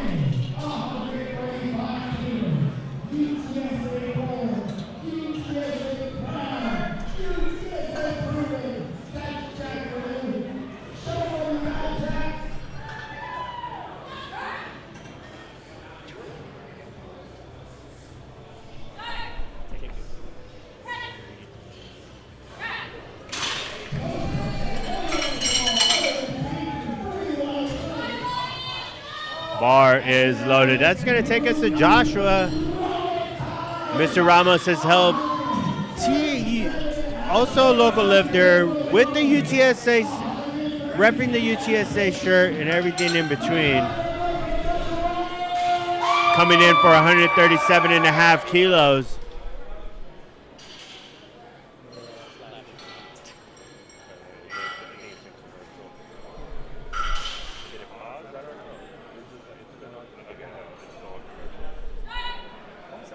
Josh coming in. Easy second attempt. Very surgical, my friend. 3 white lights. Bar is loaded for Isaac. Isaac coming in at 137.5 kilos for his second attempt.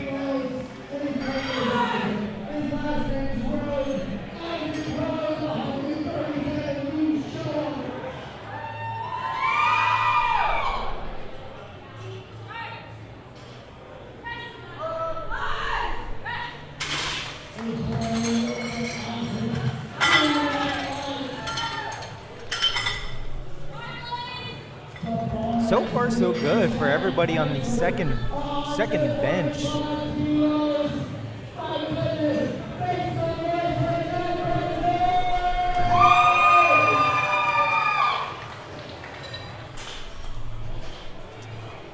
It's interesting to see where Isaac goes with his competition. He put up his third lift, but he also scratched his second and third squat. He put up his third bench. So, you think that might have been an injury or something like that? Like, what's that situation like? I mean, seeing that strategy, seeing as how like it looked to be a good lift on that 185. I mean, of course, it was a good lift. It might have been, of course, like you said, like maybe an injury during warm-ups, and they didn't want to take a risk for the lifter to get hurt during squat and to be out the rest of the meet, or even possibly like a longer-term injury. Or it could have been that they just needed the opener and they just wanted to be in the competition, and they already knew that. I mean, there's a lot of lifters that only do their opener, and then with the other lifts that they have, they're already in competition and they're already in first. Yeah. Well, good lift from Dr. Okay, it looks like this just in. Daniel in the chat king himself is letting us know of a little battle between Josh versus Charlie for the 90s in Rice. So, all right, yeah, I love to see it. Now that I know that kind of detail, it's just made the meet itself that much more interesting for me. Thank you, Daniel, for that information.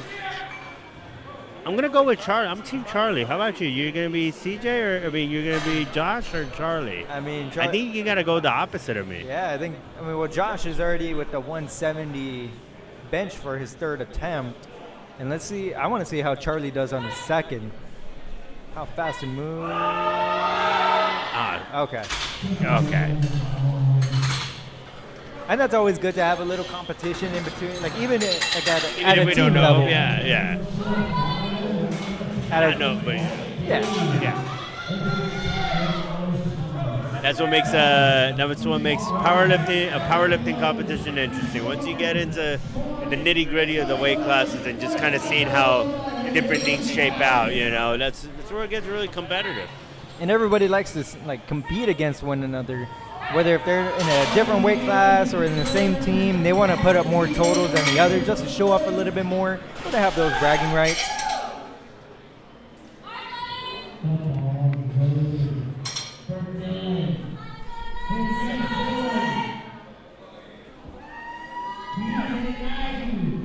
And where Dylan is going to go into the third attempts right now, 87.5 kilos. If you're wondering about the Spurs game, the Spurs are up 87-77, up by 10. Let's see what you got, and Dylan. And that's a dagger right there. 13. Up by 13.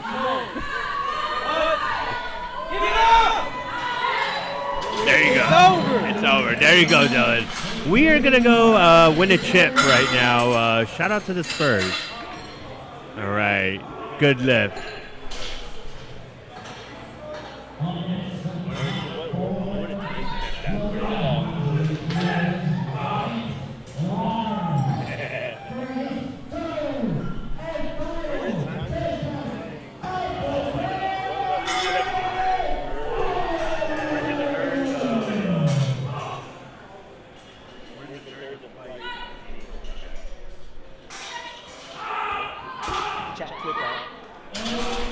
All right, we're back, chat.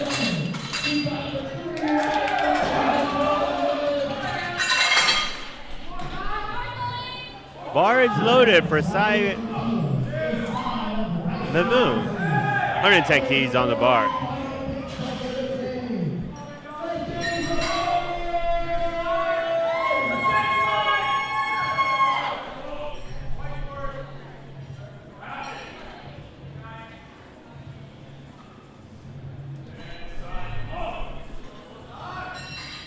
As we go into these thirds, you're going to see a shift in the crowd.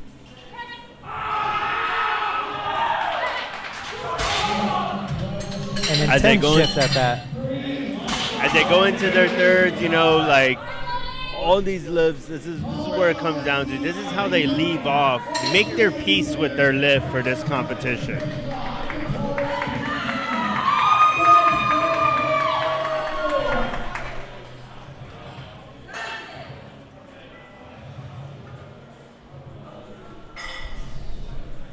One thing you'll see from all the other reps as well, they're going to be holding their hand up because the side refs have to give the go-ahead for the head ref to start that lift as well.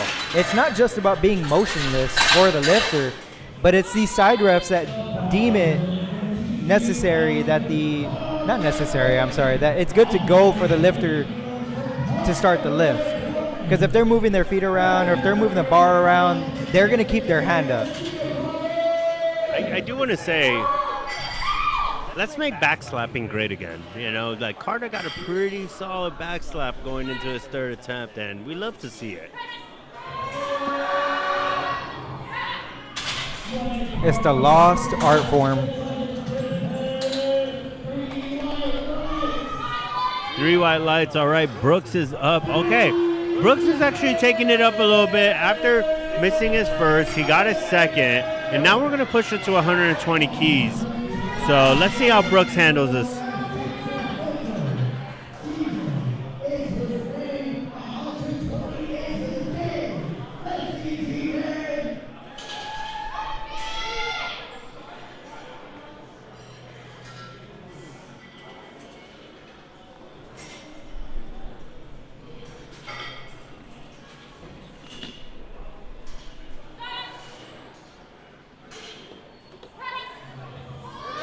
Come on, Brooks. Oh, it's okay. Hang in there, bud.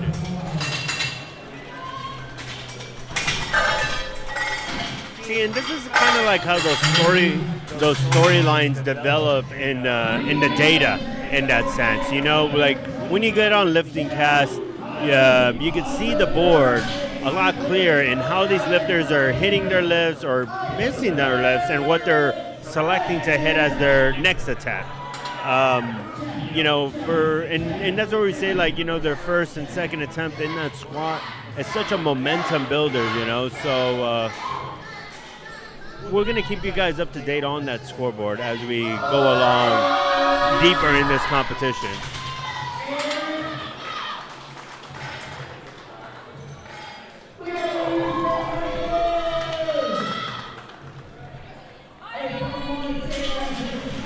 Up next, we got Jamie Billings.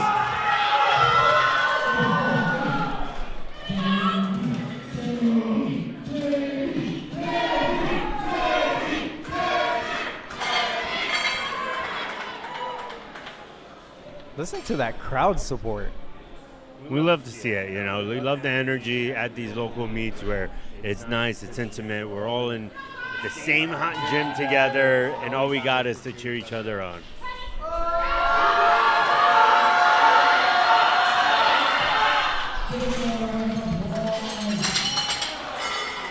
I guarantee you, Jamie doesn't know 3/4 of that crowd, or maybe he does.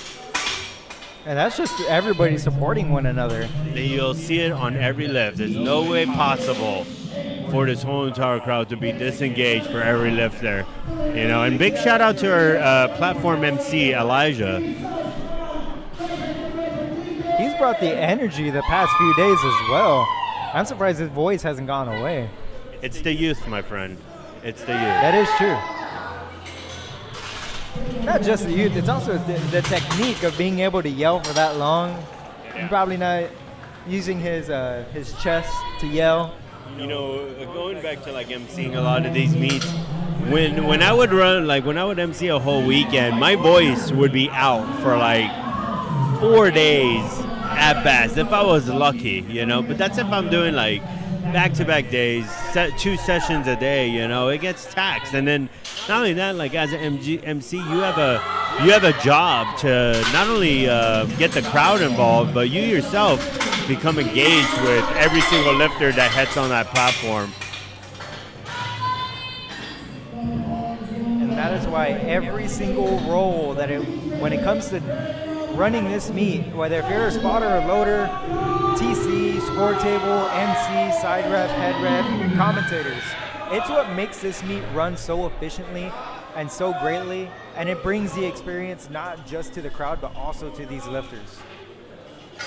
Yeah, I'm liking using my vocal cords back here. It's a little bit more tamed, and you know, once again, we're not watching the Spurs game, but hypothetically, if they were to be in the playoffs playing right now, you know, I would be watching it while I do this, but we don't have access to that, and we're not watching it. But let's go. Grinder of a third for Joshua, and the Spurs are up 92-81.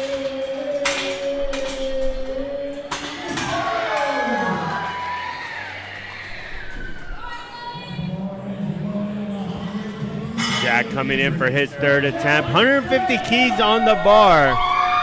Let's see what you got, Mr. Francis.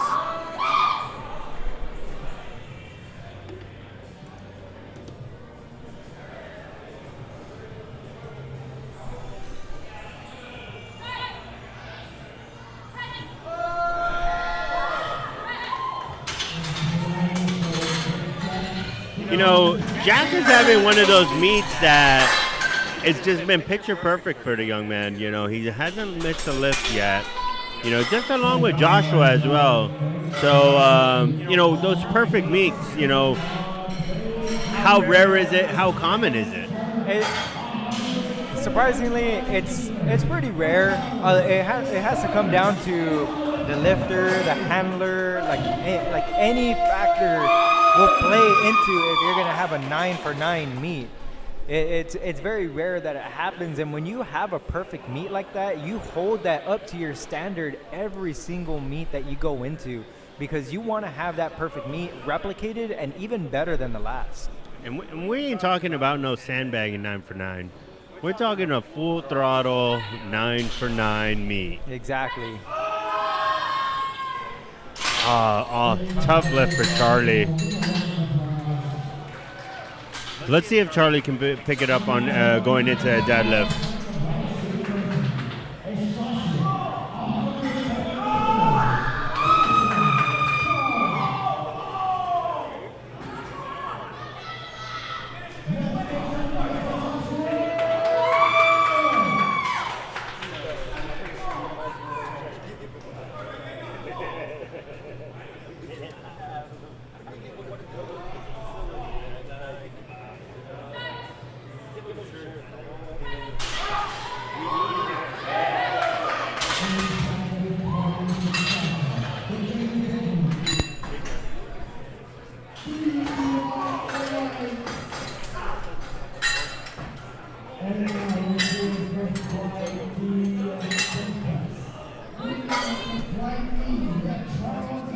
All right, now we're going to be rolling into the last bench of the day with Flight E.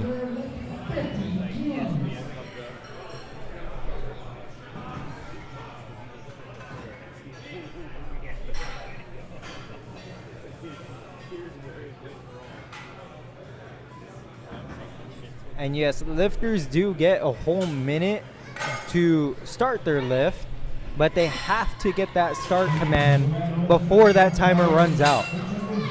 So even if they have their hands on the bar and they're already lifted it off, as soon as that timer goes to 0 and they have not gotten the start command, that attempt will be scratched.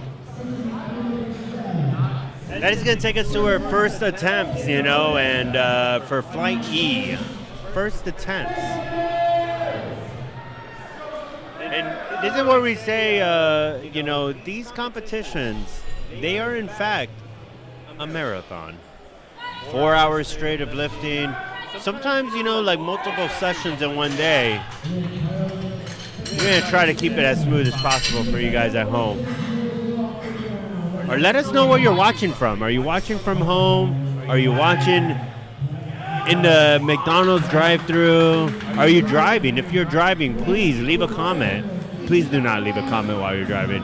But let us know in the comment section where you guys are watching the second session of the Iron Triathlons.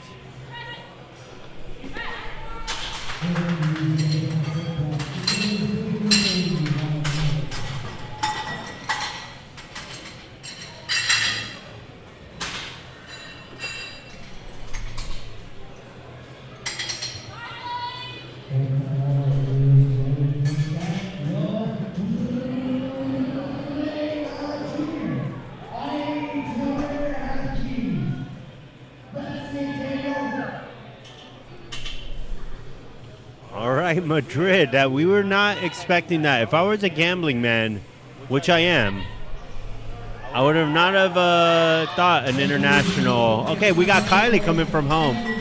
We didn't think we would have an international viewer right now, so that's pretty awesome.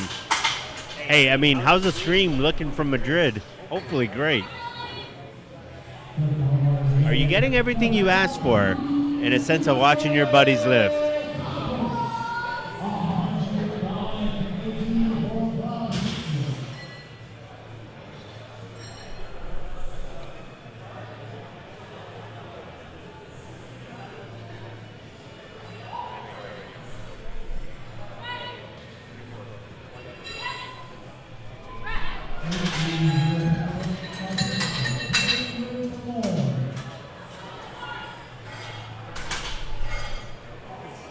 I'm getting a whole close-up shot.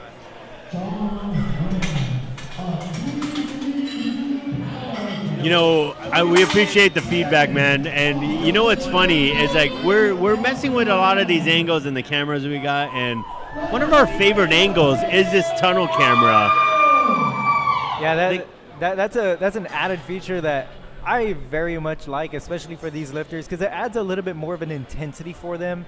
Just being able to go into that little tunnel right before their lift and be with their handler, and it's just them two.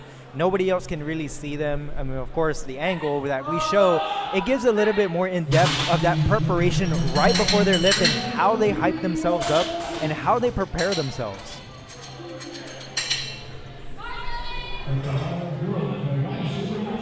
Yeah, I know. It was actually that tunnel camera yesterday. If you go back to the live stream from yesterday, you'll see CJ was TCing in that tunnel, and you could see how he was navigating a lot of these lifters as they go onto the platform. And yesterday from up here, I actually didn't get to talk to you about this, but I saw a lifter that had like what seemed to be a lot of white from his wrist to his elbow. All right, do you remember what I'm talking about? I know exactly what you're talking about. Okay, so I was watching it from up here, and obviously I don't have any audio access to that tunnel, right? And something obviously was up, right? And then the lifter left. And then what was funny was I saw your wife come up not too long after that, and you were I could see the whole conversation you were having with your wife. Yeah. It was the funniest thing, just from upstairs with zero contact. And we were just seeing it on like the video, right? And we could just see you guys going back and forth. And mind you guys, viewers at home, CJ and his wife, they're both very like ingrained with not only TSS but UTSA and powerlifting, and from their alumni, but with USA powerlifting as well. They're both coming up on, if not already past being decade lifters. So it's just really cool to just see both of them just in that setting, and then having that whole entire conversation dialogue happen. It was just like, I don't know. Talk to me about what was on the lifter, what was going on from your perspective. What did you stop? What happened? Yeah, so it's just, as a TC, you want to make sure that these lifters are prepared right before they go onto the platform, whether if it's apparel, attire, or even just anything else in general. But what I saw on that lifter, what looked to be chalk all over his arm. Now, this was a rule that I had to get with the other ref as well, not just with my wife, because she did just become a national ref, but it looked to be like chalk all over his arm, and it looked a little intentional, and it did also look a little unintentional. But that's why I got with the ref, to make sure that I wanted to be on the safe side. I wanted him to take off all the chalk, just so that way the refs outside wouldn't give him any red lights or any feedback as to for him to do that on the platform. But it's actually a little gray area, because it says that chalk is allowed on the body, but of course, as long as it isn't intentional at any other part of the body besides the legs. But yeah, I reiterated with her, just made sure, I made sure with everybody that I'm doing my job correctly, of course. I want to make sure that I'm providing a fair feedback, not just to the lifters, but to the handlers and everybody else in general. Which, from my angle, it was absolutely hilarious to watch, but I'm glad that you're doing your thing. And shout out Checo. The Checo crew is still hard in the chat right now, so Checo coming in with a great opener. And what possible advantage there would be no? It was just like it looked egregious, right? Because I was like trying to think to myself, like, what possible competitive advantage could even be there from having the chalk from your elbow to your wrist like that? It could add a little bit of an extra support when it comes, a little extra grip or not just grip, but like for the bar to slide up a little bit easier, and that way it wouldn't get stuck. But when I went to go ask my wife about the rule, she did tell me that she was hangry and that she didn't want to hear me, and especially because she was handling other lifters as well. She just told me, hey, I don't want to hear it right now. And I was like, okay, all right, I'll stand back a little. That's what that little conversation that you were seeing, it's because she was telling me that she was hangry. Yeah, I was like, what is going on right now? Like, and it made me wonder so much about this, like, elbow to wrist chalk situation that I saw that I had zero context to, because I watched a lot of like competitions, and it was like You know, it was something new to me in a sense.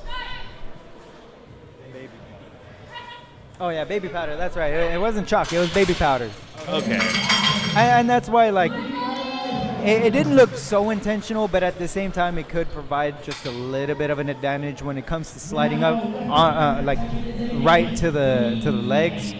But of course, it's gonna happen because they have baby powder all over their legs, so they're gonna get some baby powder on their arms. Yeah. I mean, I couldn't really tell from my angle chalk or baby powder, especially with the quality of that camera. I mean, the quality of that camera is great for what we're doing, but you know, it's not 8K, right? So, but yeah, no, I mean, I just thought it was pretty funny. But yeah, I mean, going into Austin, Austin coming in with a 135 kilo opener.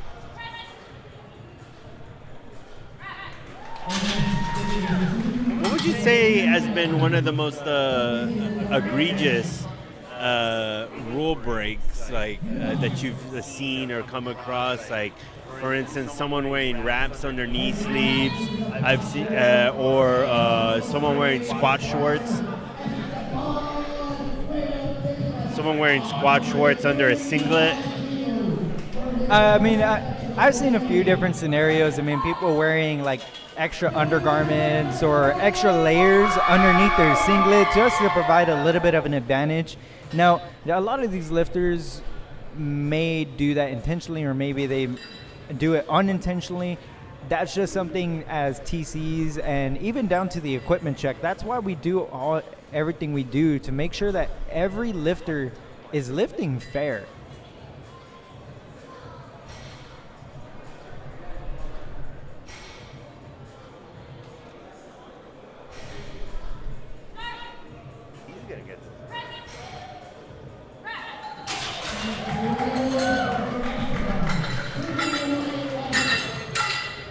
That's a one-game suspension. Bar is loaded for Connor. Connor going in for a 150 kilo opener.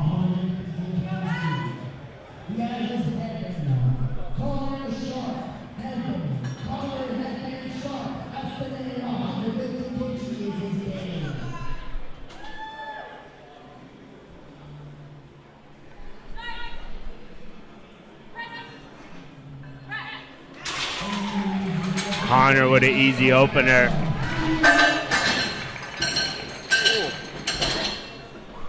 You guys stand up for a little bit.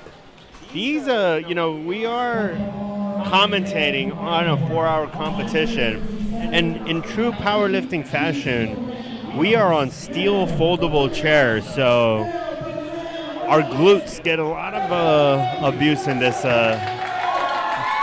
situation. Yeah, there's no better way to do it. I mean, it's just the powerlifting. I mean, going down like No, there is a better way to do it, CJ. It's called cushions. Yeah, padded chairs. That's padded true. chair. I haven't seen padded chairs in here in quite a while. I mean, I don't think it's in the TSS language. we had like maybe like 2 or 3, and then they got broken.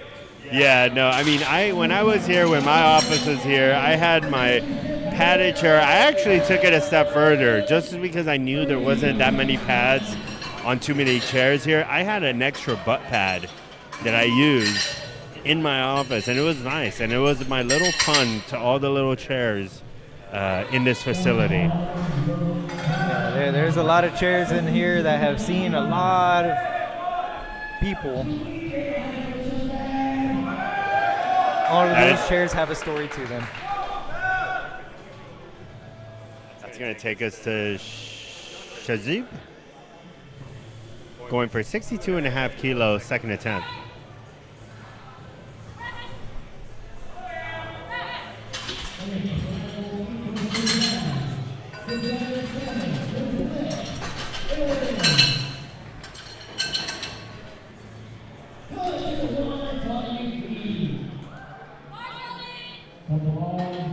Bar is loaded for Charles.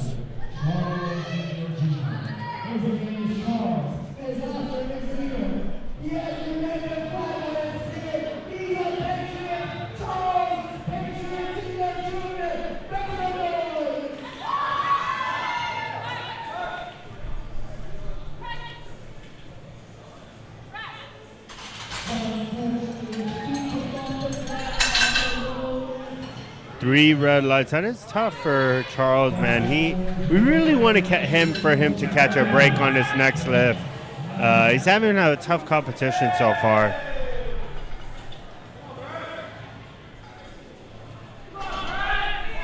And sometimes as a lifter, sometimes you do have to have a bad meet, whether if that's going no lifts on any of your lifts or going for no PRs at all, having a bad prep. I mean, you got to knock out the bad meet out of the way so that way the next meet you're prepared. You know exactly what you have to do and what you must do in the next lift. The next meet. Whether if that's for nutrition or prep, even down to meet day, like you want to make sure that you don't have another bad meet again. So it's all a learning experience, and it's not bad to have a bad meet. Of course, we all love to have really good meets, but sometimes we do have to face a bad meet. CJ, I am a happy man. Ask me why I'm a happy man. Why are you happy? In true TSS fashion, we figured it out. We MacGyvered a solution to our sore glutes right now. What'd you get? I found myself a pad that's up here. If you can figure out where in this gym, on top of this rig, we have some like extra supplies, and this pad is from a bench that we build right here in TSS. Wait, that's the bench pad, right? That's it. That's in fact right. And you could go on TSS-SATX and buy yourself a whole array of different strength equipment, from combo racks, which you see that's on the platform right now, to plates, to all sorts of different accessory machines. Even the merch even the merch as well. I mean, I know that some of the merch on there, I believe is some of the merch that you designed. Is that still on there as well? You could customize them from the feet up. And you can find all that at TexasStrengthSystems.com. That is TexasStrengthSystem.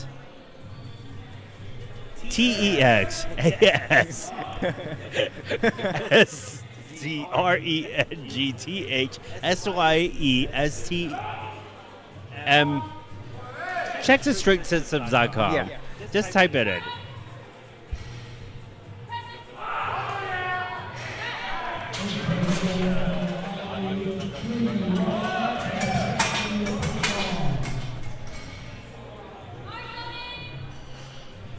Bar is loaded.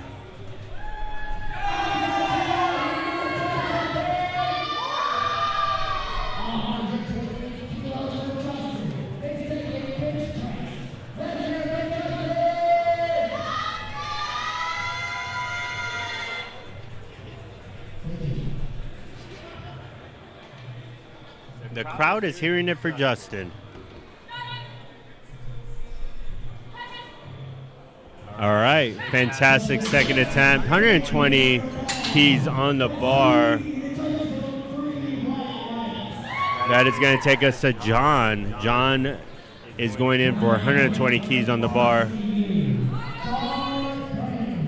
The bench is actually going a little slower than squat, I think. I think everybody just likes to take their time with the setup, make sure that their feet are planted correctly, that their back is arched or the lats are pulled all the way through. The bench setup is really complex for some of these lifters and very important to make sure that every part of their body is being used. Dude, talk about my arch nemesis, bro. The bench has always been that one lift that I just hate the most, and we all have it. CJ, what would be your one lift that you just... Easily bench. I mean, squats I really love because I already have the technique down, especially when my equipped numbers. I mean, it's obviously going to be a lot more than my raw numbers, but bench, I have had a lot of struggle, and I actually had an injury a few years back. All good, Checo. All good, Checo. You'll get him on the third. I had an injury a few years back. It actually came down to my shoulder. This was something that I was feeling the day before. I felt a little bit of strain on my left shoulder. And on my second attempt, I decided, you know what? I'm going to wear a belt that I had never worn during prep. And what ended up happening was, as soon as I came up, I felt a big pop. Not just felt, I heard a pop on my left shoulder, and I could not raise my left shoulder, I believe, for a whole year. Let's see what the judges say on this second attempt. 2 white lights, that's all you need, man. Great. That was a little sticky, bro. I think that's why they did call that blue on the red light. Could have been a little up-down movement.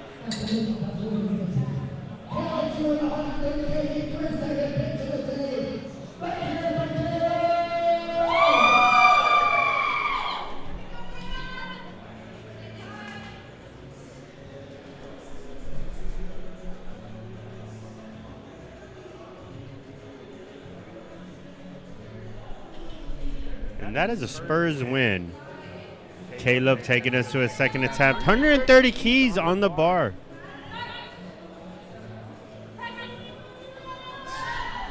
Little sticky, tough one. Where do you go from here, CJ?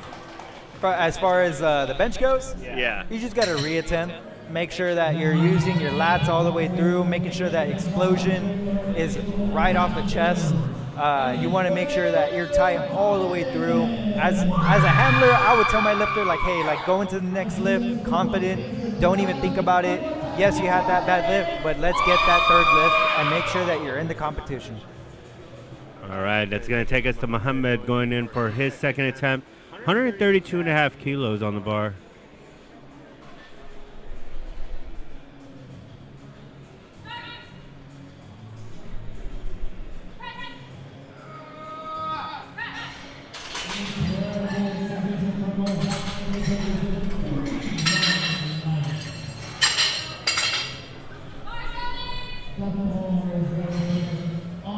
Austin is coming in with a 12.5 kilo jump.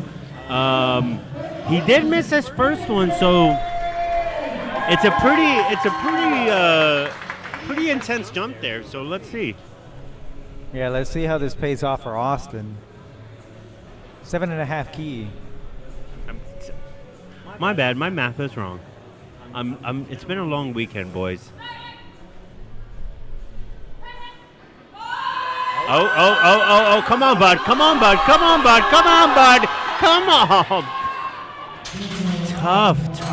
Tough attempt for Austin. He almost had it right there at the top. He flared out a little. That's possibly why he couldn't finish all the way through.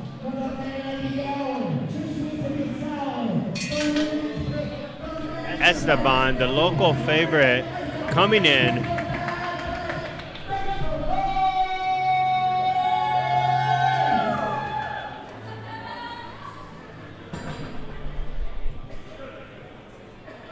Esteban, 145 kilo second attempt.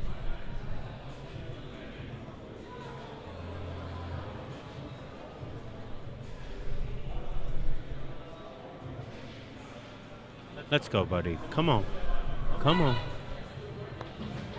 There you go. Drive it. Oh, come on. Fantastic lift from Esteban. 145 kilos and officially one of the strongest barbers in the nation.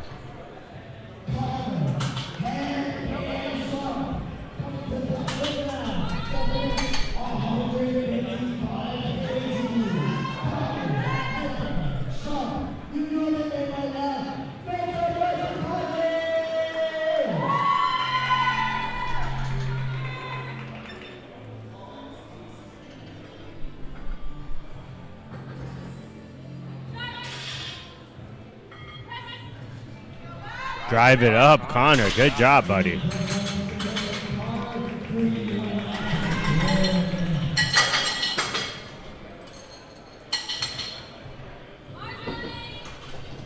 Bar is loaded for Merrill. Merrill having just such a solid meet so far. Taking big jumps, hitting all of his lifts. It's gonna be nice to see how this transitions into deadlift. Let's see how he fares on this lift. They want to have a great start to the meet, a great halfway point at that.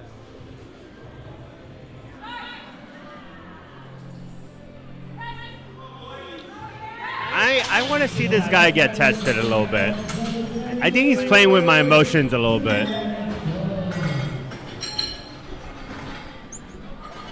Oh, you know what I sense coming, CJ?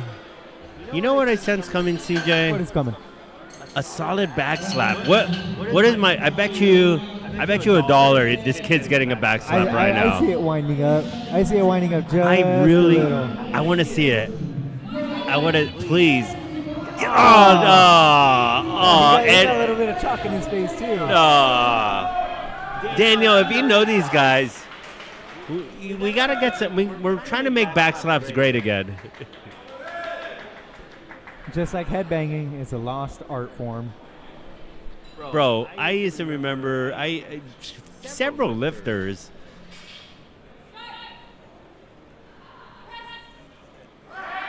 There we go. Great third left. Let's see what the judges left. I know several lifters that have damn near gotten a concussion before the lift itself by banging their head on the bar. And I gotta say, I love to see that intensity, because I come from a very, let's say, old school kind of world when it comes to this powerlifting thing. And we just need to see the grunginess, man. And that's where a lot of these rituals start coming into play, especially like right before they go up to lift. You'll see a lot of lifters shake the bar, shake the entire bar, or like even on squat, they'll get under it, they'll lift it up for half a second, and then they'll slam it back down. It's just to get that intensity and that blood rushing, so that way they can feel that confidence going into that lift. As far as banging their head onto the bar, I'm not too sure. I mean, I've kind of like placed my head onto the bar, but I haven't done that yet. I mean, I will say I love to see other people hit their head against the bar, but you know, my brain has gotten a lot of impact already as is in this time of 36 years in this world. And, you know, I got to say, I'm not going to be the one personally to bring it back. I just have a very selfish request. Yeah, that's true. I mean, that would be fun to see. I think what actually took me away yesterday being a TC, I saw yesterday, I mean, I've seen back slaps. I've seen people sniffing ammonia. This kid would yawn right before his lift started. And I asked him, like, hey, are you going to sneeze? Because, I mean, there was a lot of chalk in the area. And he told me, every lift, before I go up, I yawn. I either yawn or I burp. And I saw it happen several times. And right after I noticed that, I started yawning myself. Maybe it's like all the tax on his nervous system. Yeah, that's true. I don't think of that. Like, that's one of those things, right, where it's like after a competition, it's like you just got hit by an 18-wheeler. Yeah. Oh, there we go. Tough meat.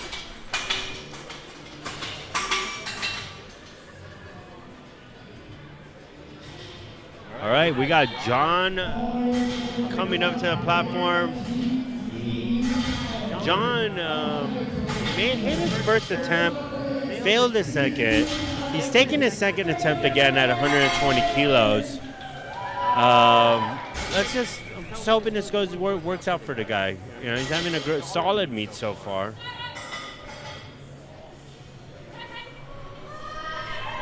There you go.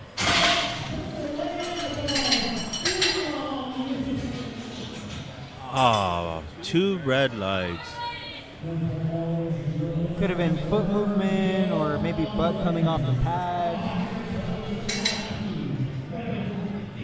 Or possibly even the bar touching the rack. Checo coming in, taking his second attempt again. Let's go, Checo.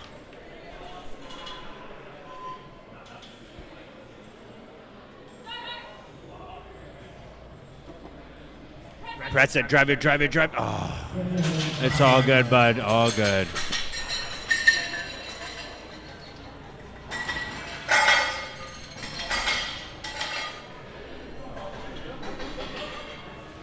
We got Ali Ahmed coming in for his third attempt. 125 kilos, 5 kilo jump.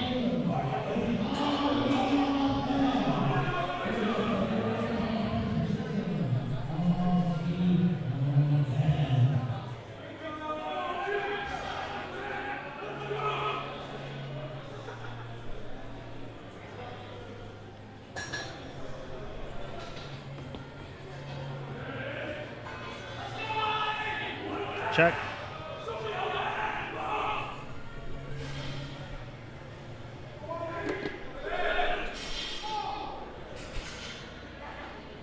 You know, speaking of events here in Texas, besides the Iron Triathlon and the high school showdown, you know what I'm really excited for coming up? What's that, CJ? Sick New World. Oh, yes. They, oh, good lift, bro. Oh, fantastic third attempt, dude. Yeah, I mean, talk about great festivals. I went to the When We Were Young festival when the first year's happening. Unfortunately, they did stop that, but Sick New World is with the same promoters, you know, so it's cool to see that it's coming to Texas, man. I'm super excited about that. Definitely want to catch that. We got Justin Nunez coming in for his third attempt. And I have to say, Daniel, that was a perfectly prescribed third attempt for Ali. Yes, it was. Justin, come on. Okay, it was a little sticky. Let's see what the refs say. 2 white lights is all you need. 2 white lights is all you need. Good lift for Justin. Possible reason for that blue is maybe a little up down. Yeah, you saw what I was seeing, right? On his right side, did a little slight dip.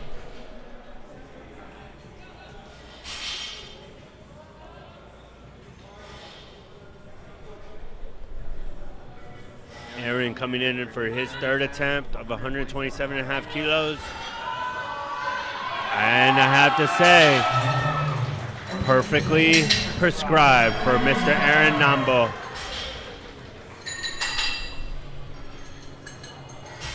All right, Caleb Stewart coming up next at platform, the TCU lifter, 110 kilo lifter.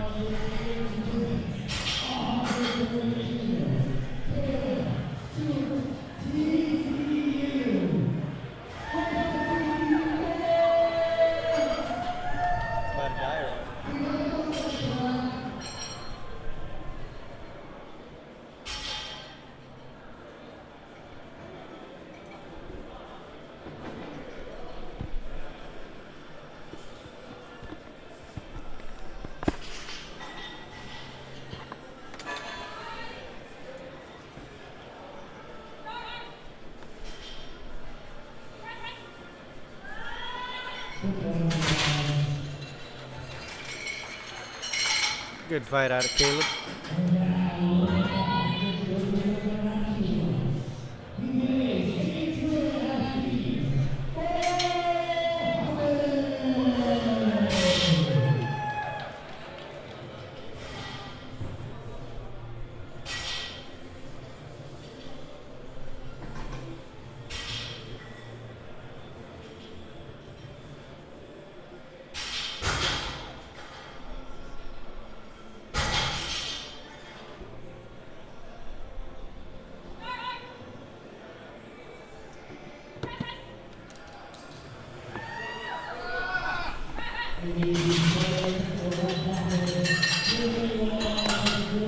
Solid third attempt. We got Austin coming up for a reattempt of 142.5 kilos. Looking to stay in the competition. He needs this lift to stay in the competition.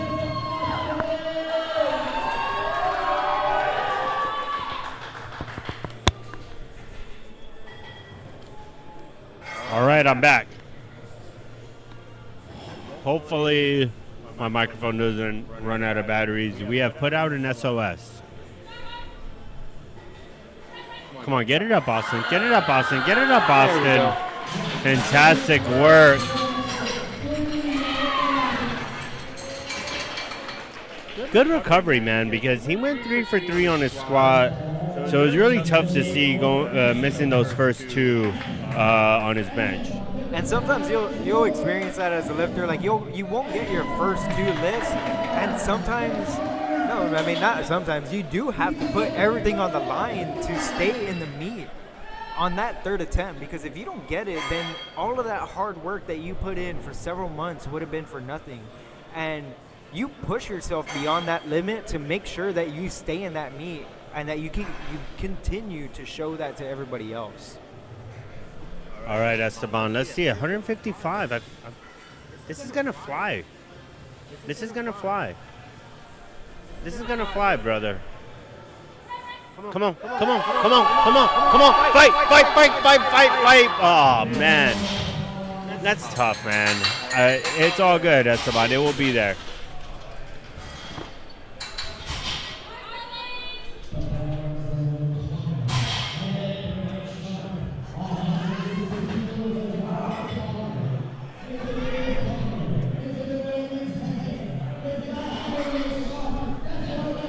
Connor with a solid meet so far.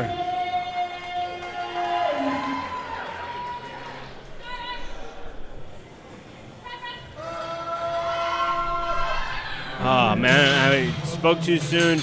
The bench, you know what? The third bench attempt is a very humbling part of the meet. Yeah, because sometimes the lifters will put weight a little bit more than what they're used to, and they just got to put everything on the line for this to make sure that they get it.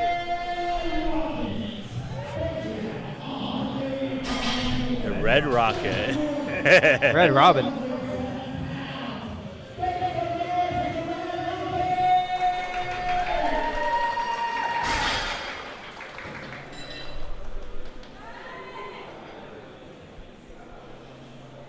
Does not need a handoff.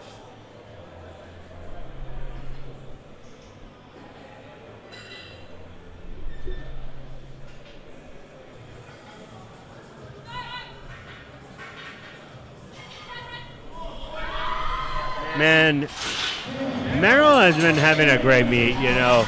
That, I mean, I don't know if we're gonna see him get tested this meet. That looked like a solid, like, perfectly prescribed third attempt right there. And you know, I still want to see how he goes into this deadlift portion of the Iron Triathlons. But that being said, that closes our bench portion of it. And we're going to take a 10-minute break here in the booth, and we will be right back.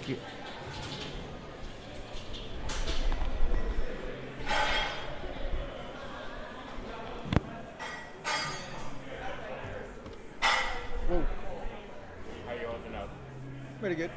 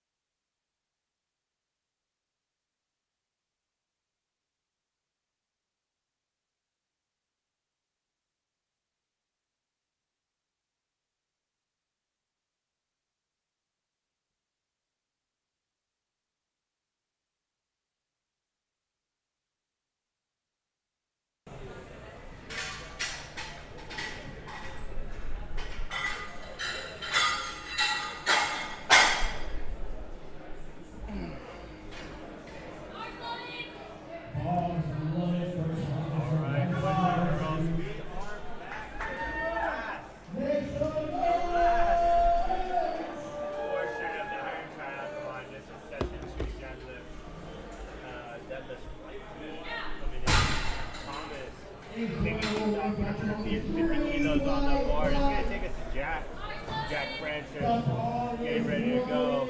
For Jack Francis, 150 kgs for Jack. Let's see it.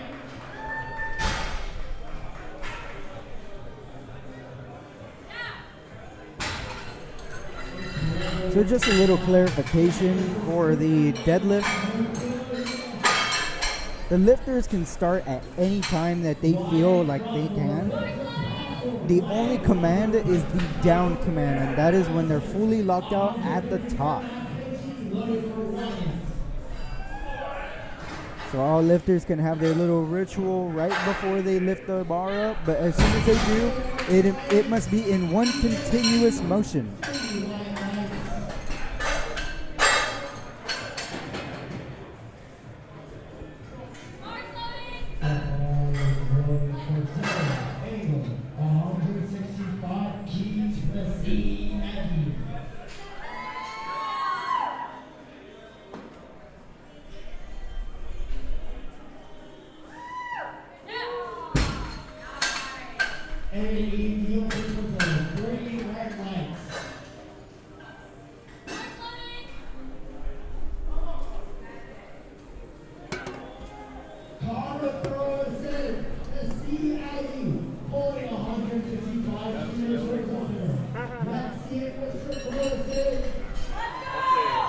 At least I get a fresh battery.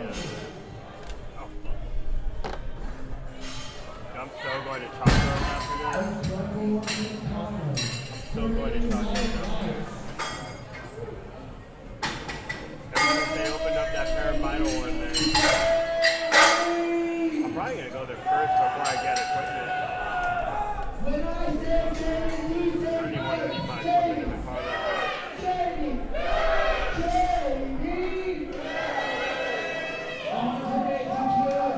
All of the TSS crowd is right behind Jamie, cheering him on as he opens with 182 kilos for a solid opener.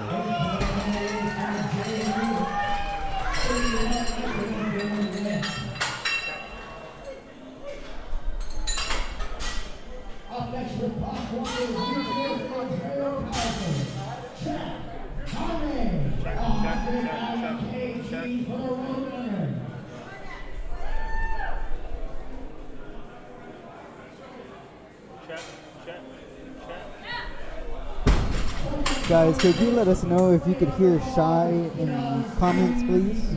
We're testing out the mic as we replace the battery on it.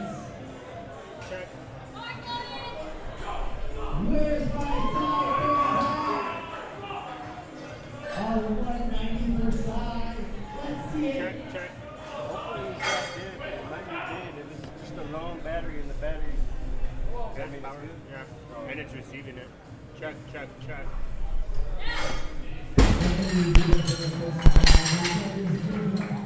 Check, check, check. Check. Now it's on my phone. Does that mean we gotta read? Check, check, check. Yeah, I think we just got his mic back on. Check, check.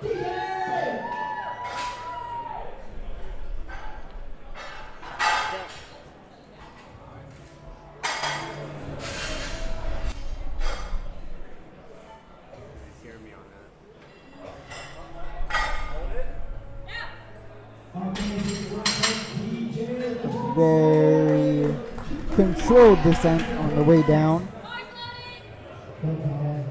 Like to see that all the way through. Check, check, check, check.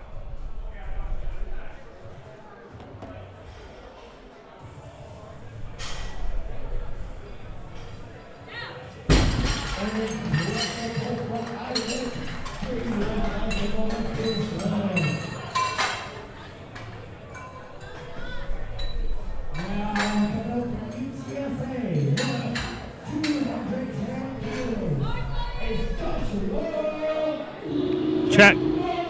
Check. All right, we're back. Sorry about that, boys. We're still figuring out this little system of ours, you know, with TSS. We're just a bunch of blue-collar dudes just figuring it out with one AI chat to the next.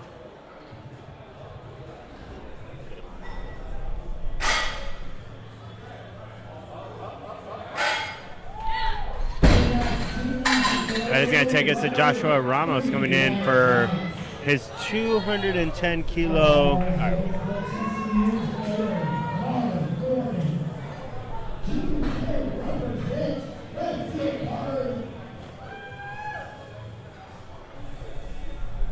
Carter going in for his first attempt.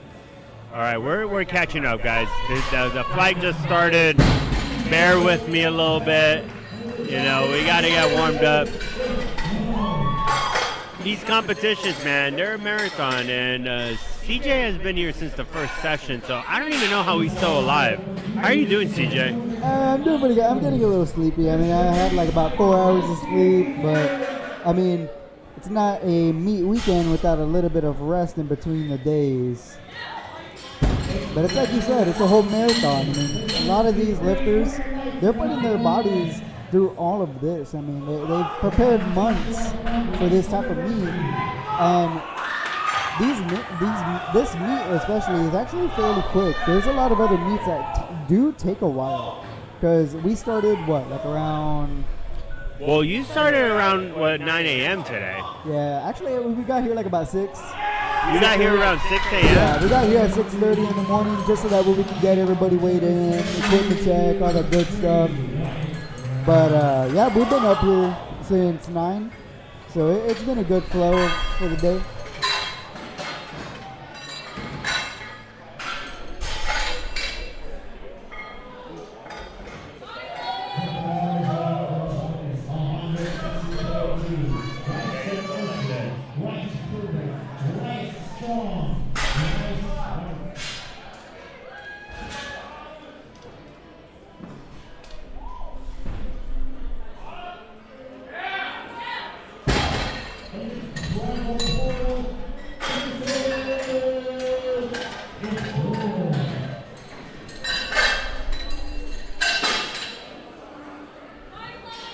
Bar is loaded for Wyatt.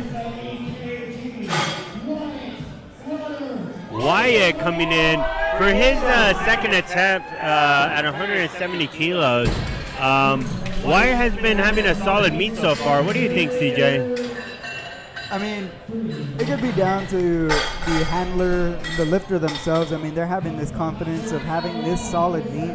I mean, they're already 8 for 8.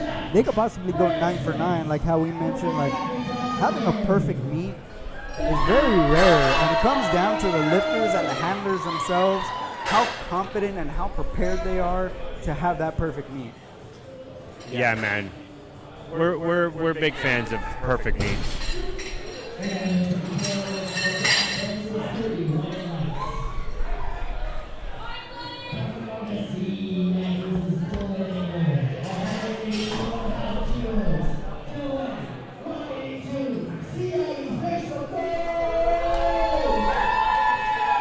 Having a pretty good meet as a first time meet as well, going 7 for 8 so far. I mean, that's gonna, like we talked about earlier, I mean, that's just gonna build confidence in the lifter themselves.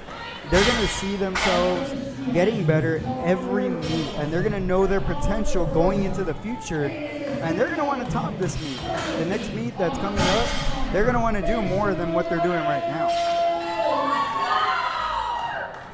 And the energy right now is just like exactly what you want in a meet like this. As they get into the deadlift, you know, nothing is worse than going into the last lift of a powerlifting meet and it's a library.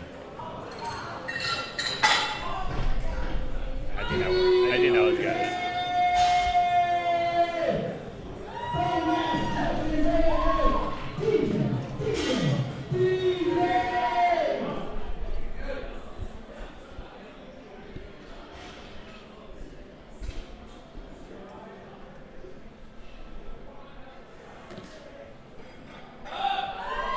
All right. Brooks with a solid second attempt. Very solid second attempt. Nice. Sai with a solid back slap. I would rank that in like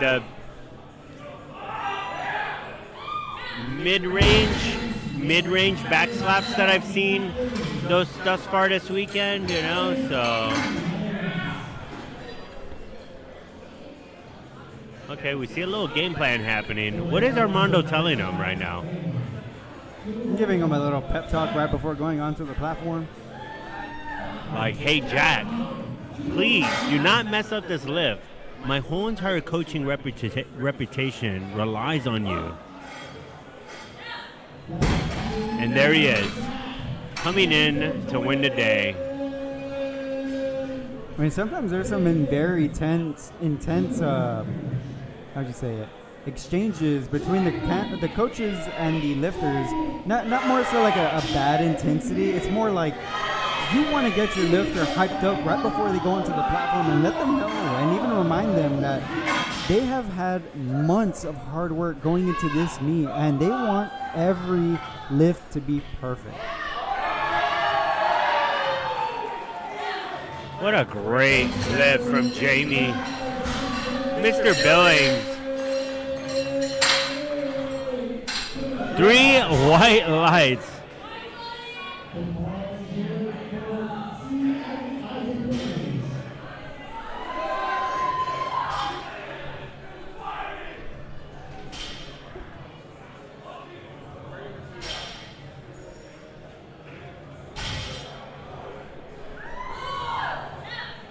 Great lift from Isaac.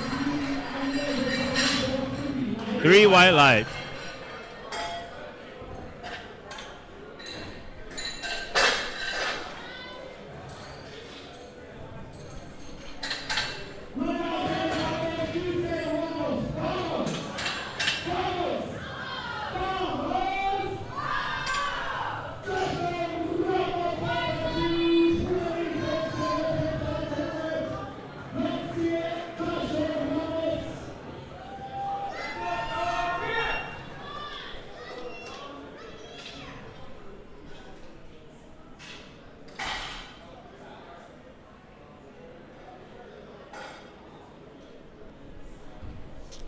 $220 kilos for Joshua.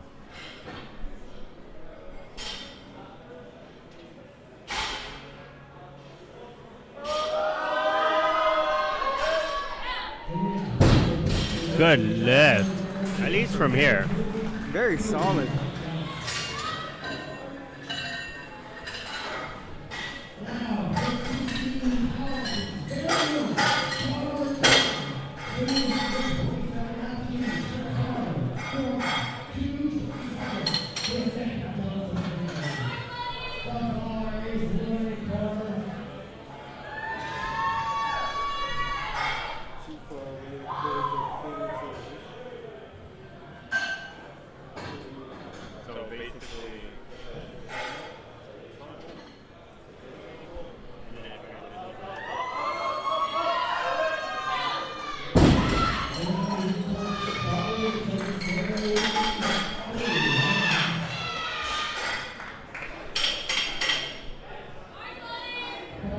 I appreciate that feedback, Daniel. We're still trying to figure this out, man, and all the feedback we can get helps out, man.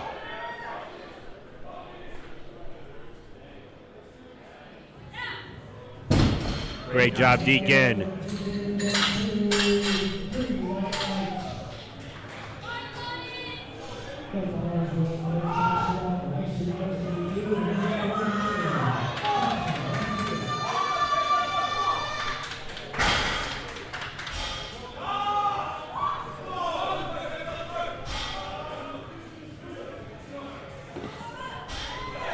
There you go.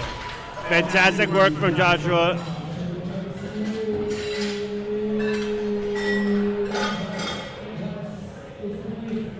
Three white lights. Up next, we got Thomas coming in for his third attempt. This is where we start getting into the intense deadlifts. Everybody's going to be leaving it on the platform as this is the last lift of the day for these lifters. You might see some weight changes depending on placements. Fantastic lift by Thomas. Let's see what those judges say. 3 white lights. Great work. Now we got another Rice powerlifter in the tunnel, getting ready to go. Wyatt coming in for his third attempt. Pretty solid jump there that he's got going on.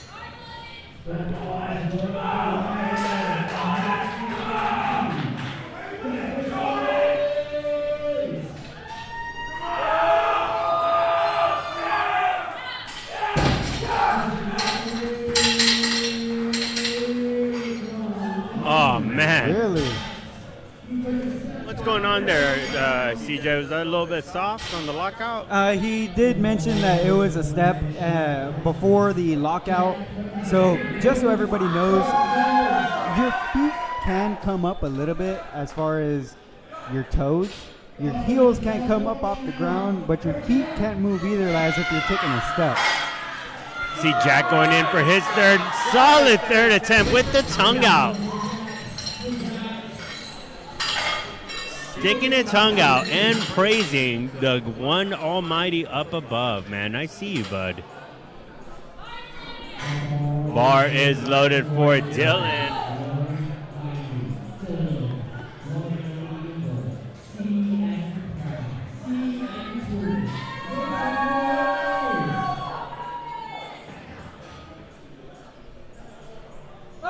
Oh, come on, grind it. Oh.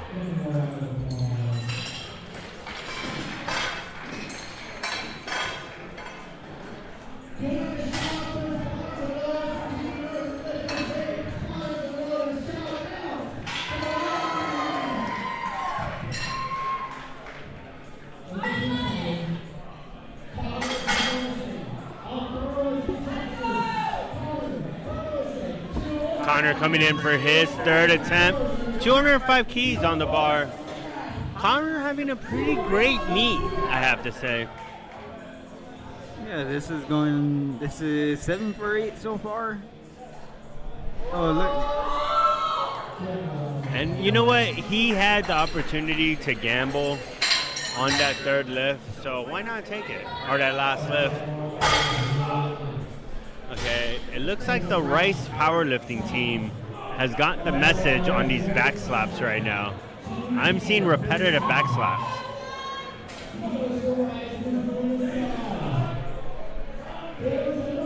It's a type of intensity that really brings the most out of a lifter.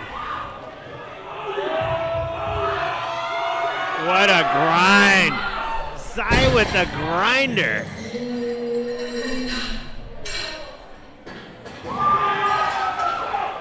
Two white lights is all you need. That is going to take us to Jack.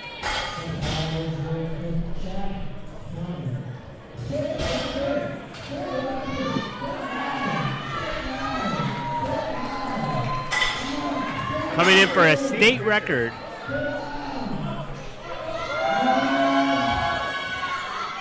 Very solid, but let's see what they say. Waiting on the last call. I thought I saw a little shrug. Oh. Okay, two white lights, that's all you need.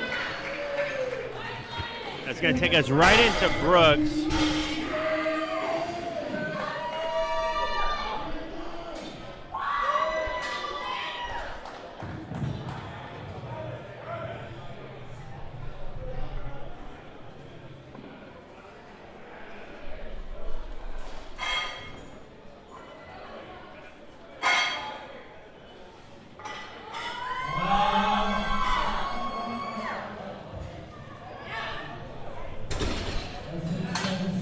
There you go. That looked good from here. Oh, no, It's all good, bro.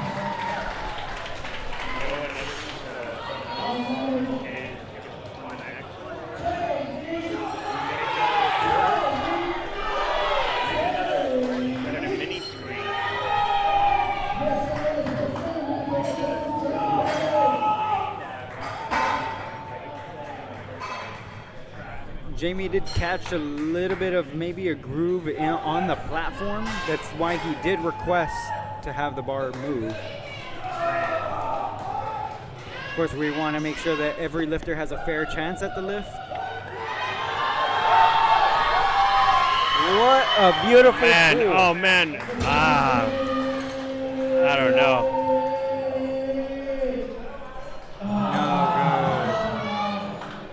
It's okay. He's been having a solid meet, solid showing. You know, like as they get into their third. It's like a lot of that's really where a lot of stuff is happening, like where they're really getting impressed and stuff. So, like what we call, like let's say like there's a hold up or whatever, and then we have an option to like activate another second screen for it to like put like more technical there. Here we go. Isaac looking to have a perfect meet so far.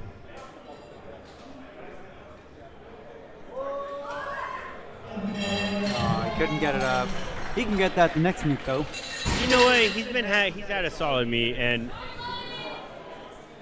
it's good to like just leave it all out there like that. Exactly.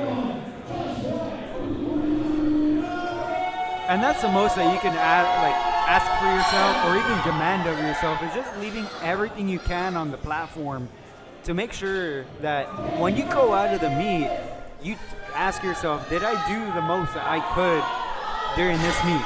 And if you could tell yourself, yes, I did everything I could, that's the best feeling that you could imagine. Joshua coming in for his third. 230 keys on the bar.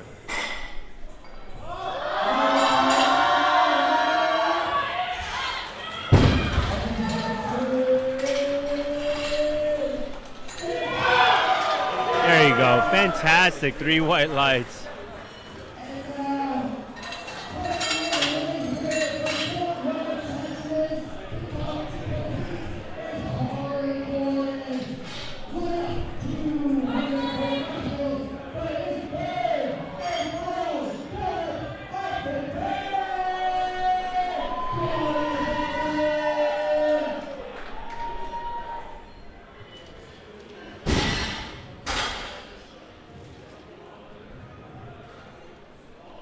Is he coming up next?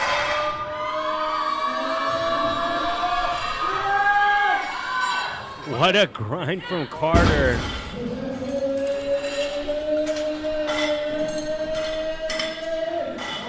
No good. Unfortunate, but it was a good grinder, man.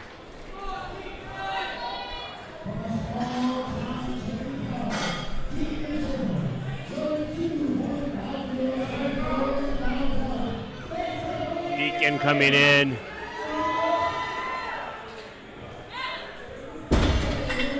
What do we got for Deacon?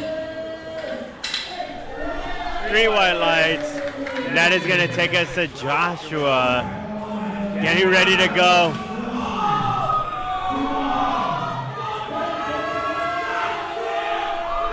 Let's go, Joshua. And leave it out all on the platform. There you go.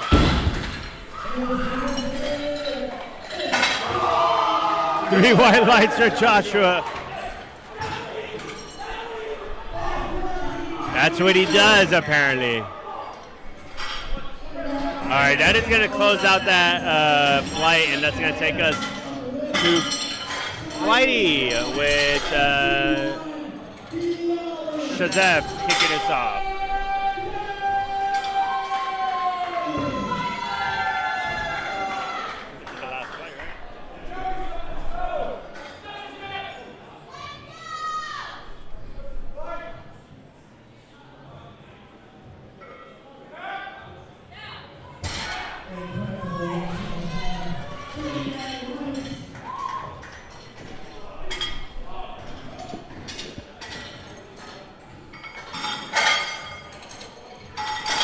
Up next, we got Brett coming in for his opener.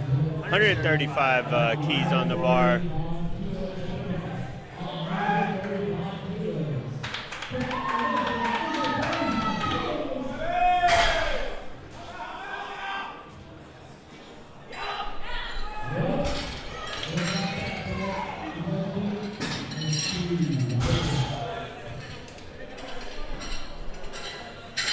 We got Charles getting ready to go.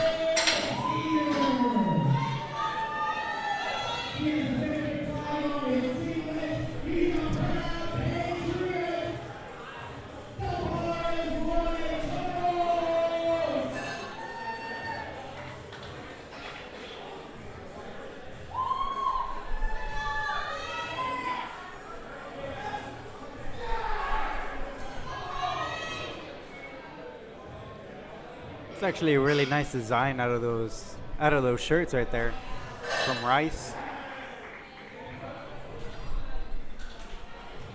Makes the whole outfit flow together really well.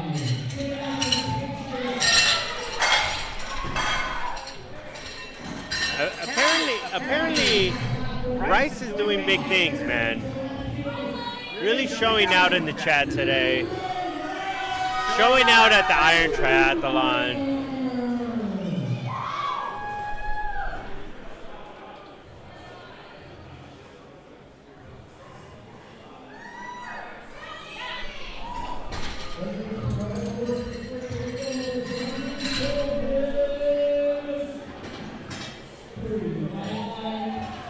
Three white lights.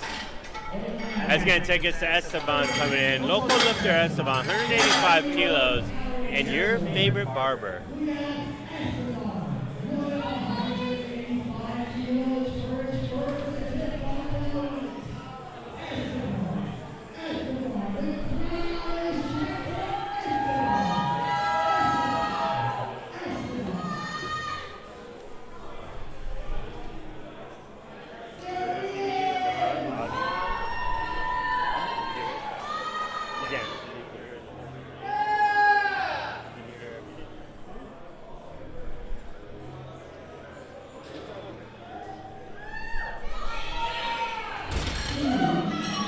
Esteban just making TSS look good while looking good.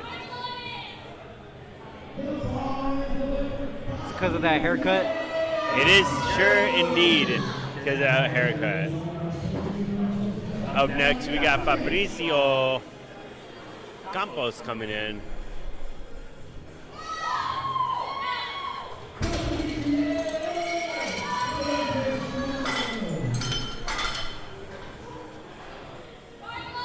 Bar is loaded for Mohammed.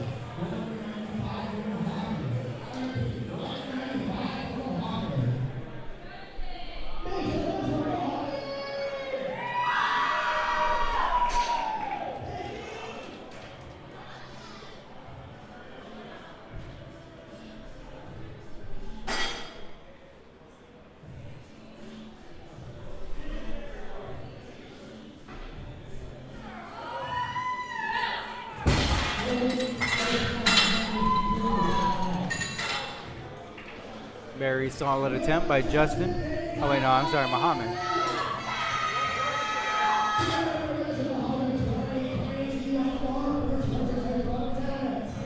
Now here comes Justin.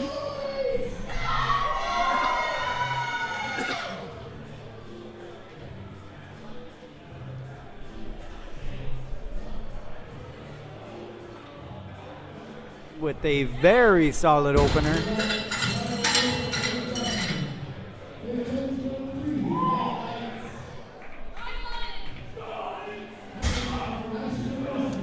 You know, I have to say, at first I was leaning and was just like, you know what, that Rice shirt looks good because our most dedicated person in the chat was mentioning it. But now that I got a good look at it, CJ, I have to say, that Rice shirt does indeed look dope. It does really look good. Whoever designed those shirts, give them a round of applause. Give them a pat on the back, slap on the back at that.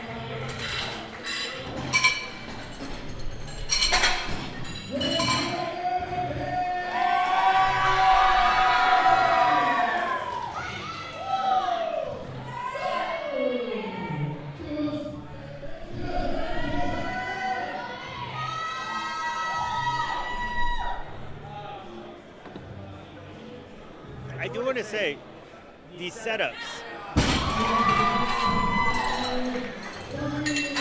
Talk to me, CJ.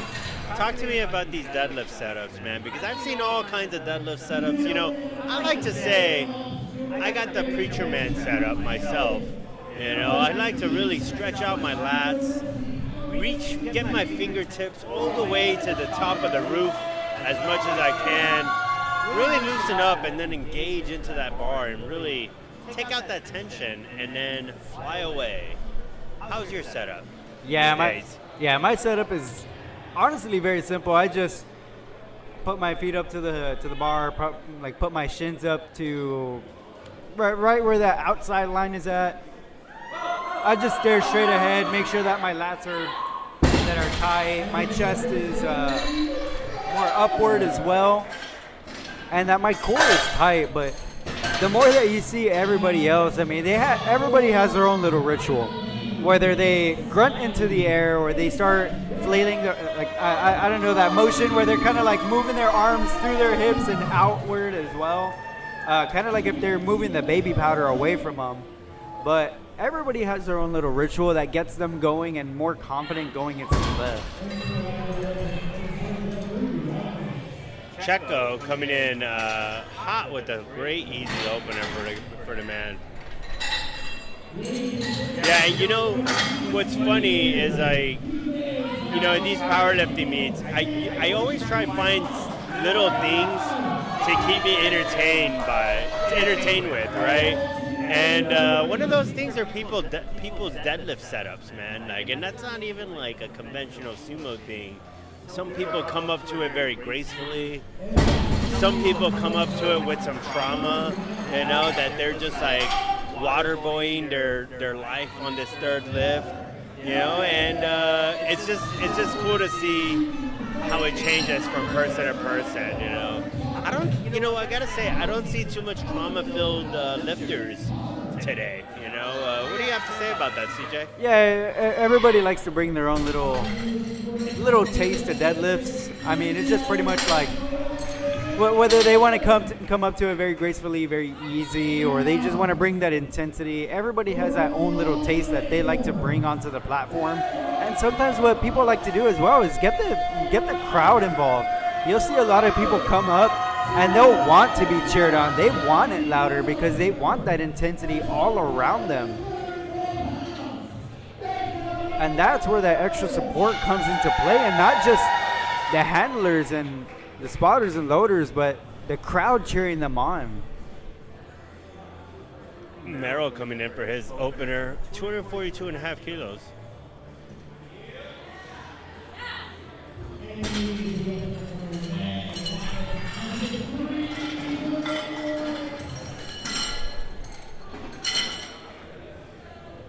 Now, CJ, I've been watching you lift for a while.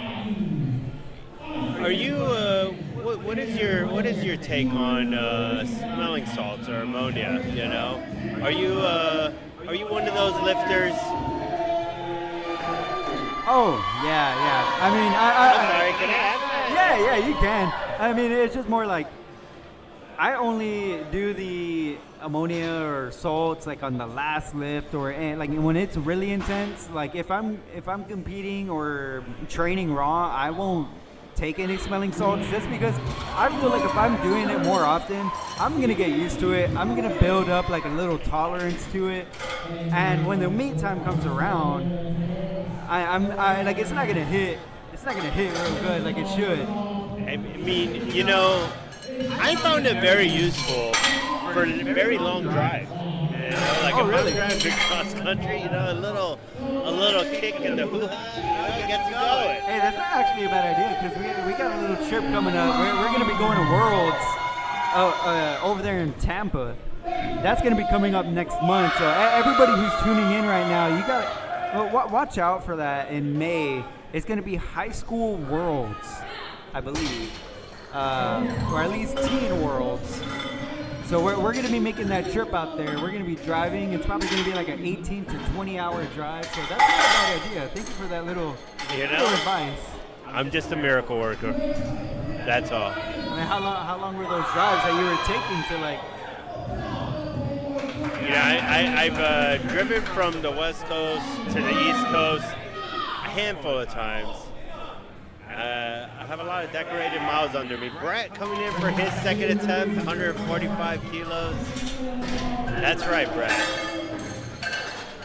Now we're coming up to the second attempts for deadlift. And this is where you're going to see either a lot of big jumps or very conservative jumps. I want everybody to take a look at what their placement is at as well. Because a lot of these lifters are going to start planning. Not the lifters, but the handlers. They're going to start game planning around to try to get that first position for their lifters. Oh, whoa, whoa. All right, CJ, explain to the people at home what happened there. So, yes, he came up very smoothly, but at the very top, he started shrugging his shoulders and rolling his shoulders at that as well. The referees want to see a solid one motion from the bottom all the way to the top.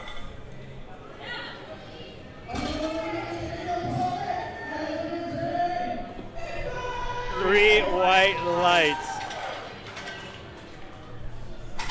All right, up next, local lifter. And we just love saying that. We love seeing it. We love saying it. You know, we did talk about this earlier in the competition around the squat. If you've been still with us, you know, we have a lot. This is a gym. I know we look like this big production, and we are. But at the end of the day, this is gym. We have a lot of people that train here, and we have a lot of people that also get to compete where they get to train. So a lot of hometown lifters for the Iron Triathlon, as it is one of the more decorated competitions. Great job, Esteban. Great, one of the more longest running competitions here with TSS. And we just love seeing a bunch of local lifters, members competing within it. And that's what I love about TSS, how they provide so many meets throughout the year that it's not more like you're on a deadline to compete. Like, you can compete anytime that you want, and you have that freedom to compete at your schedule. And we're very fortunate enough to have that accessibility throughout the entire year to say, hey, I want to compete at this meet, and you get to game plan around that. 202.5 kilos for Fabricio as he comes in for his second attempt.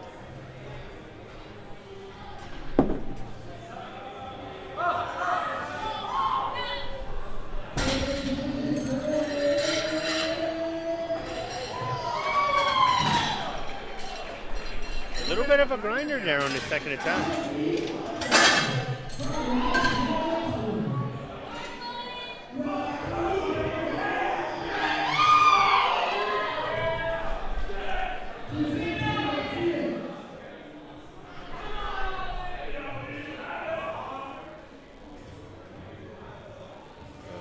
That one was a little rough. Sorry, Daniel.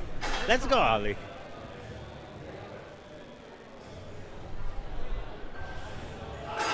Come on, second attempt, 215 keys. Easy money.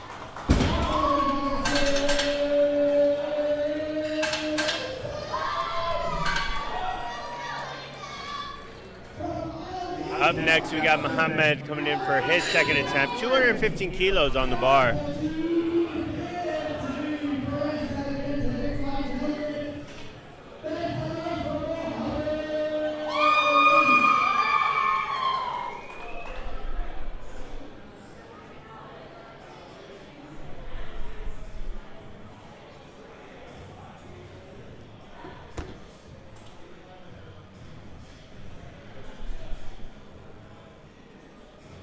Coming up close to the end of the round for the second deadlift.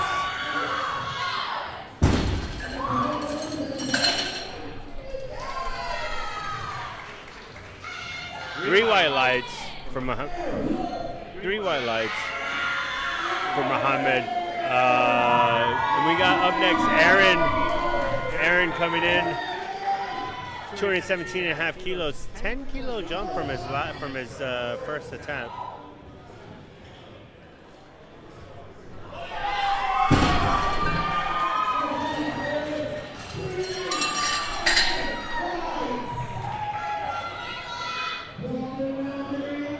Looks to be like they found something on the lifter, or possibly a little apparel alteration. This is why you saw the TC conversing with the lifter. TC always wants to make sure that the lifter is prepared before they go up to the bar, and making sure that it's the right person going up to the bar, as there has been some mix-ups in the past, as the wrong lifter would go up to the bar, and you don't want to be lifting somebody else's weight.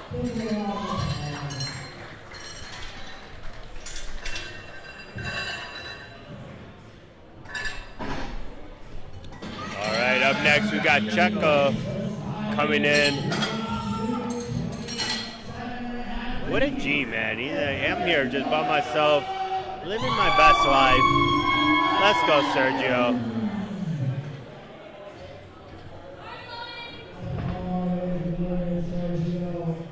Sergio walking up to the platform for his second attempt, 227.5 kilos on the bar.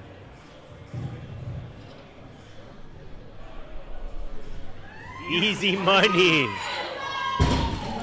Easy money from Sergio. 3 white lights. Great work, my friend.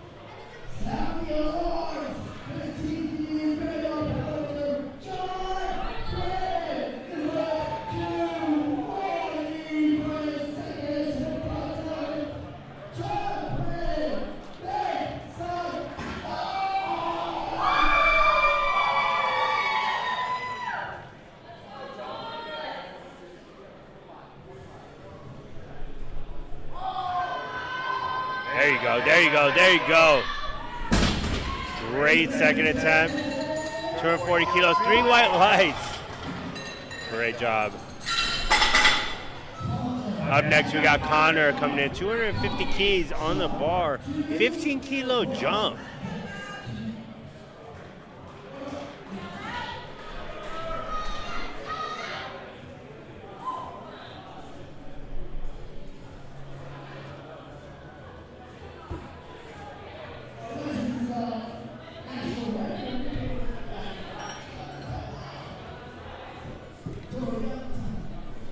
All right, looks like there's some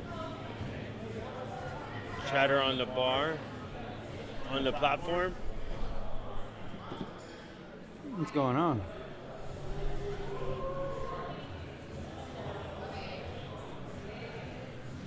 Maybe a change of weight, maybe? There is 267 on the bar when it should be 267 and a half. Could have been a little misinput. Little misload on the bar, which is a rare thing. There has to be something.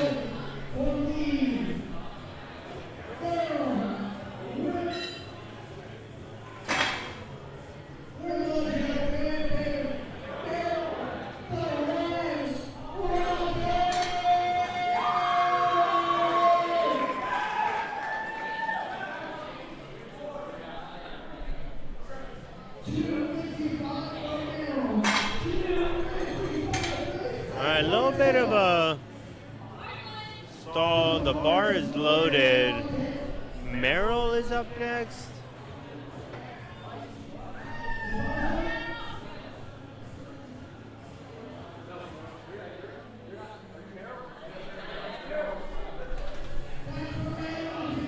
Okay. Yeah, they just want to make sure that it's the correct lifter coming up to the bar.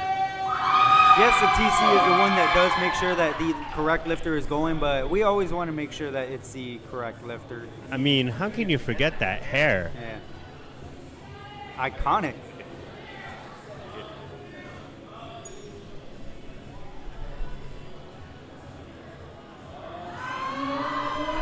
There you go. Solid attempt. 3 white lights for Merrill. And then we got Austin Pennington with 2.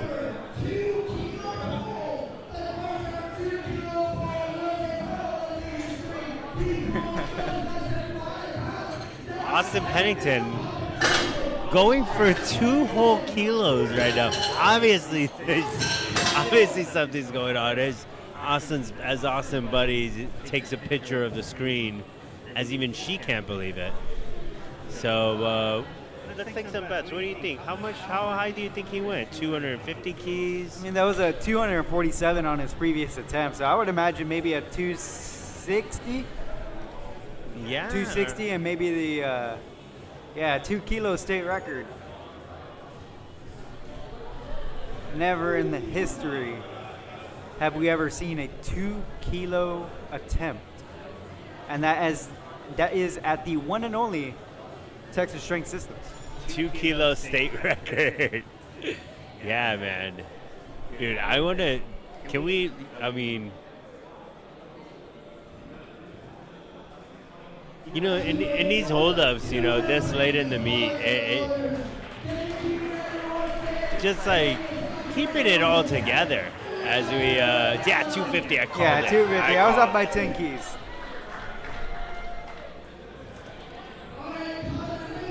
Okay, are we back to our regular scheduled program? You know, the momentum of like the deadlift, the third, the end of the meet, like it's like icing a kicker almost. You know, like when the game is on the line. We're right now the platform's calling a timeout on the vibe. Yeah, that's what happens to a lot of these lifters as well. Like that, they'll be ready and intense themselves to go up to the platform and be ready, but then when something like this happens, it kind of like misgrooves you. What makes it easier? Well, I shouldn't say what makes it easier. I think for raw lifters, it's okay because yes, they can still keep that intensity and still be ready. But when you're an equipped lifter, when you have those wraps on and that suit on and you're about to go up and something like this happens, that circulation on your legs could start cutting off and make you feel very, very fatigued, especially on squat. On bench, it's a little bit easier because, yes, you have your bench shirt on. Arms might start getting a little tight. On deadlift, it's a little easier because all you have is your deadlift suit. But this is an okay situation as far as raw goes. But yes, you are right. You don't want to go cold. You're already warmed up, ready to go, and when something like this happens, it's gonna misgroove you. But let's keep that intensity up and make sure that you don't get cold.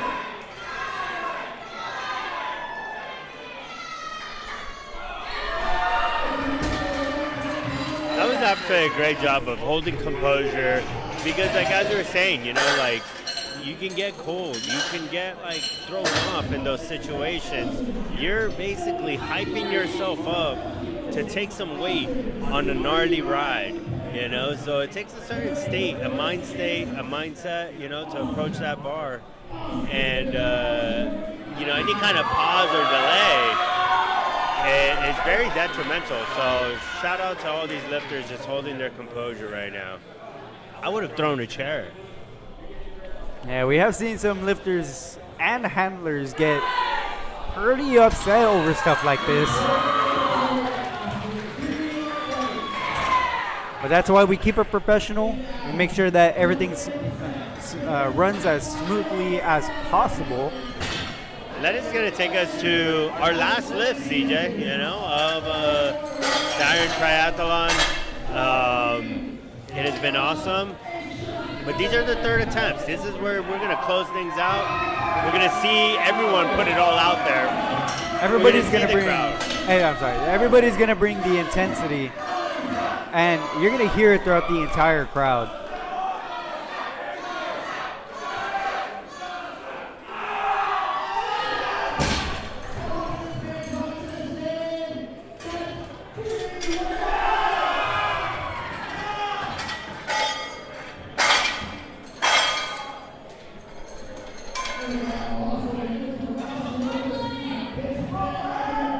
Bar is loaded for Brett. Brett coming in for his third lift. 155 keys on the bar.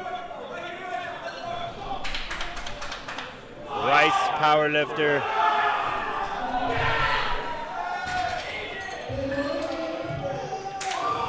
Three white lights for the Rice powerlifter. Fantastic work. And that's going to take us to Charles. Charles is going for 167.5 kilo third attempt.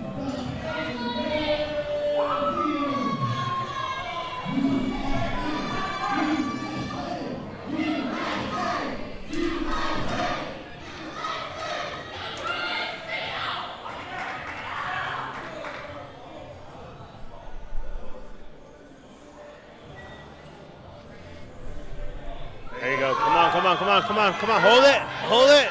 There you go. Let's see it. 3 white lights. There you go. That's going to take us to Daniel. Daniel going for 175 keys for his third attempt.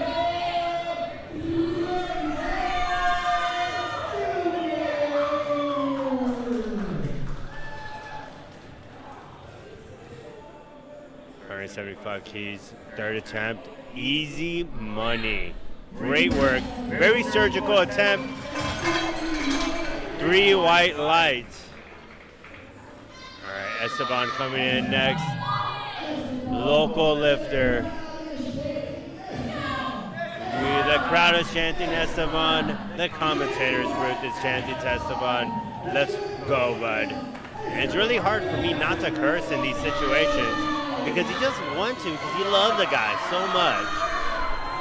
Let's go, Esteban.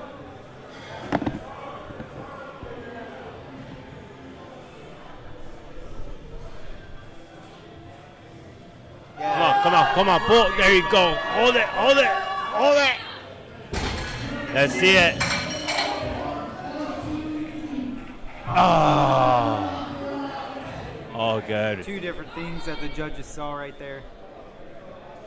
A little bit of a misgroove, soft knees.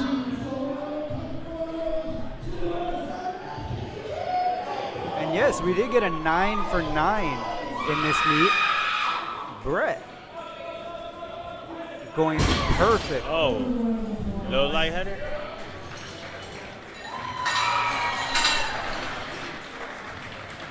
That's going to take us to Justin Nunez.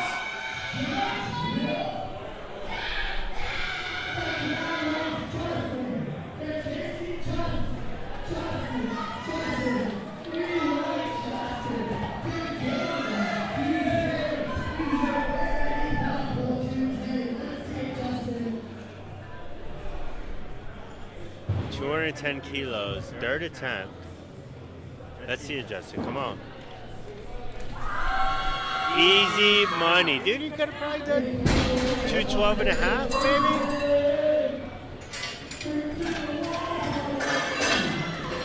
Two white lights. That is all you need.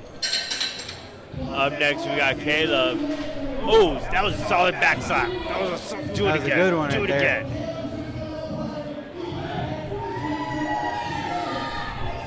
Needs that intensity as he's going to be relifting 222.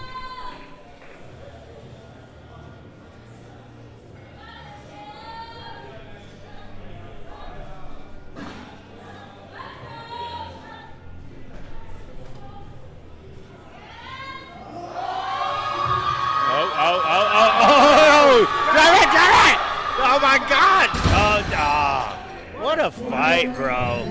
What a fight. We love to see it. Let's go. This is where it's at. Ali Ahmed coming in. 225 keys. Third attempt. Looking to go 9 for 9.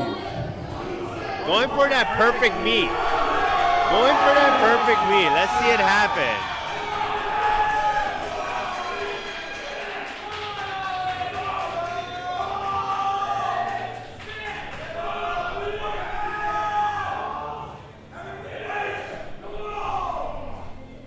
Come on, man.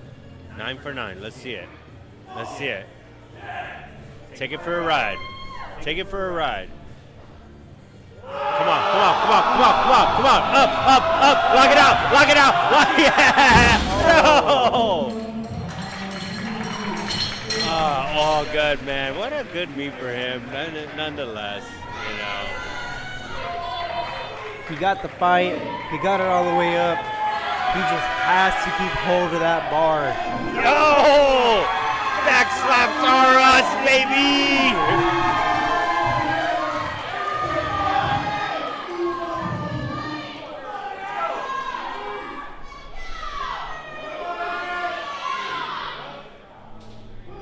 There you go. Easy money.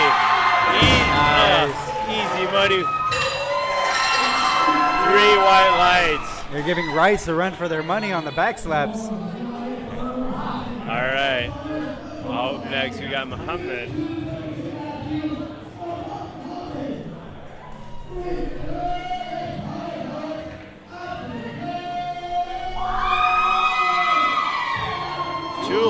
32.5 kilos, third attempt. Let's see what you got, Muhammad. Come on.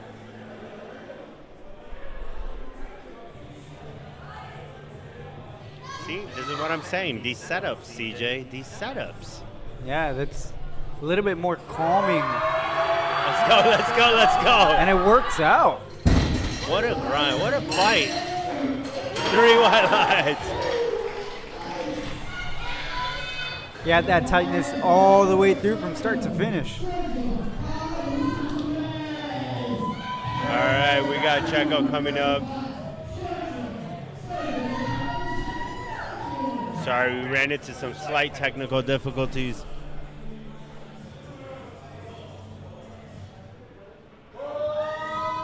There you go, come on, come on, come on, come on, come on. There you go. Great third attempt. 3 white lights. Up next, we got John coming in for his third attempt. Oh, that was a skin slap. That was a good one. That was a really good one. John coming in for his third attempt, 255 keys. Pretty solid jump from his second, CJ. Yeah, it's a 15 key jump. Should pay off pretty well. Oh, come on. Oh. Not there today. Maybe there tomorrow.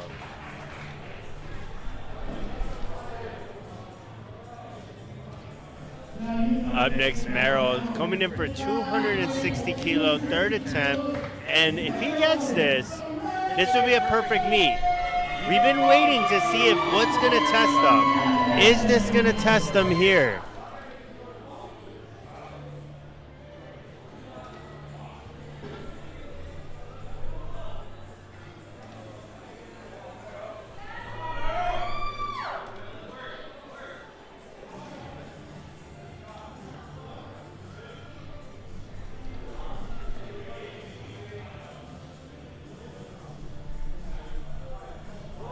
Pick it up, pick it up, pick it up, pick it up, pick it up, pick it up. 9 for 9, come on! Very There you solid go. all the way through. 3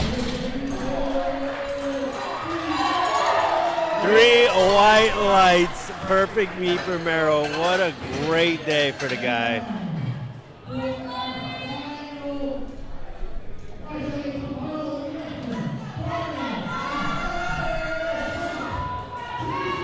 Connor coming in, 265 keys. 15 kilo jump for his third attempt. There you go. Whoa.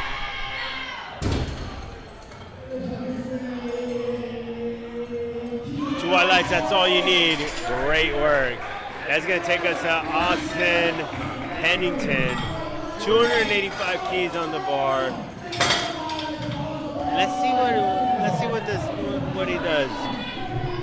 It's the last lifter of the day. They're going to close us out with 285 kilos.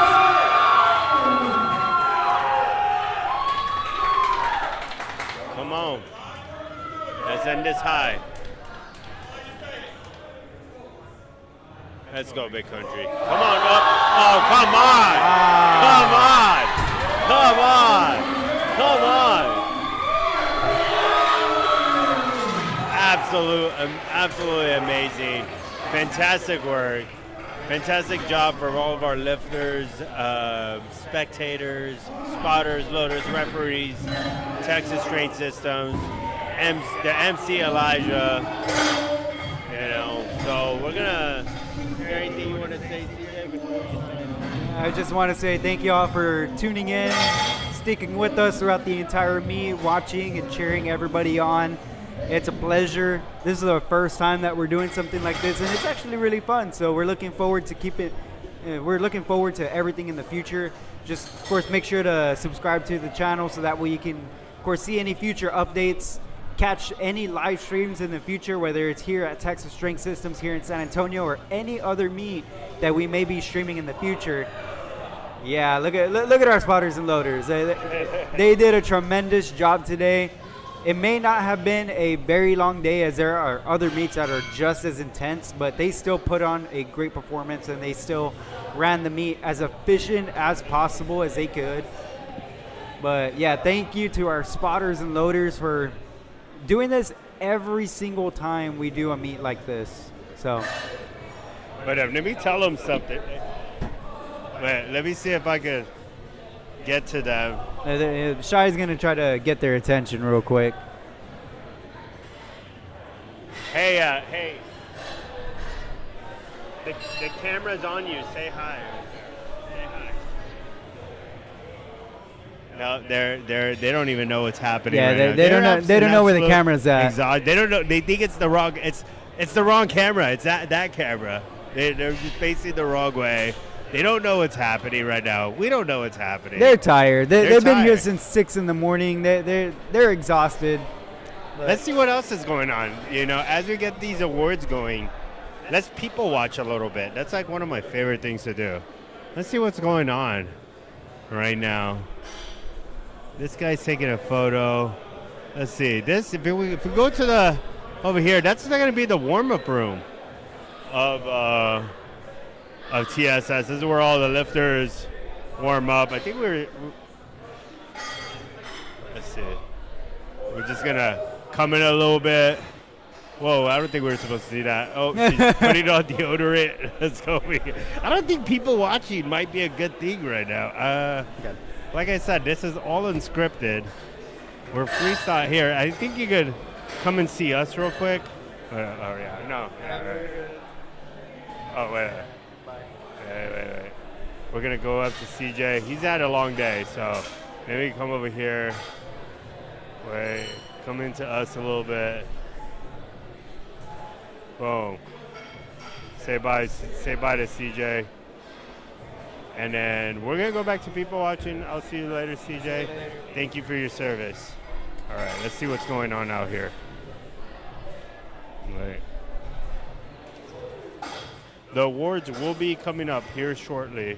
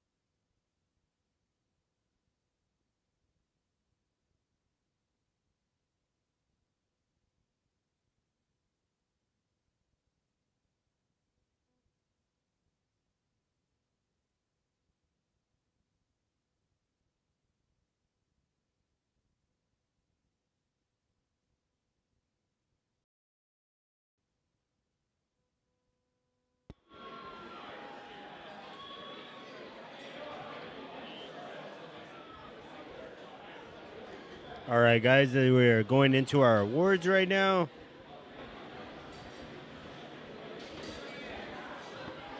Connor here is our lead photographer for this event. He has photo packages, video packages. Be on the lookout. You can come to the table over here. He has some flyers up front, and also over here you can see his QR code, and scan the form, get his photo and video packages.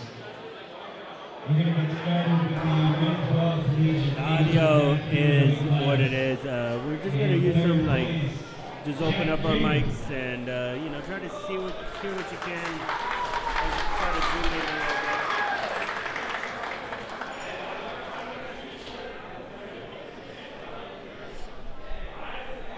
And in second place, we have Isaac Rose.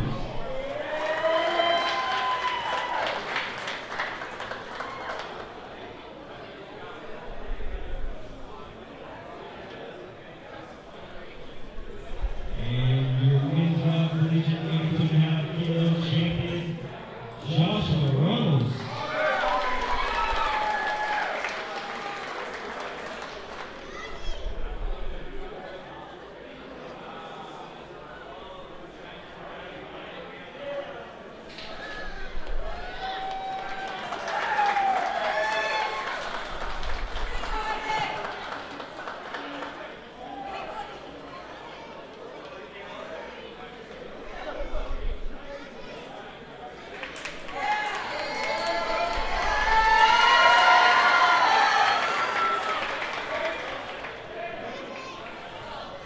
Men's raw junior 82.5 kilo champion, Jack Francis.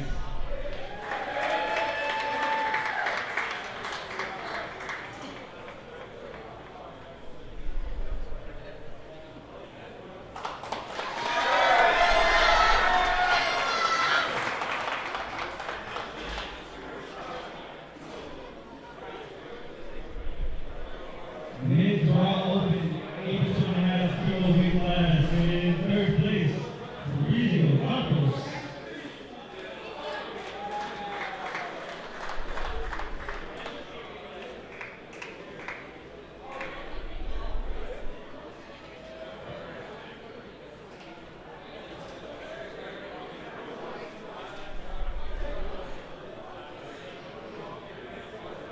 Rio Campos.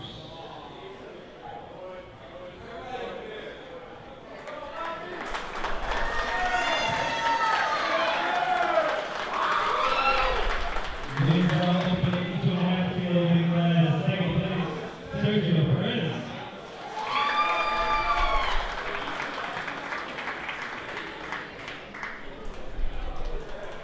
And men's raw open 82.5 kilo weight class, first place, Mohammed Majid.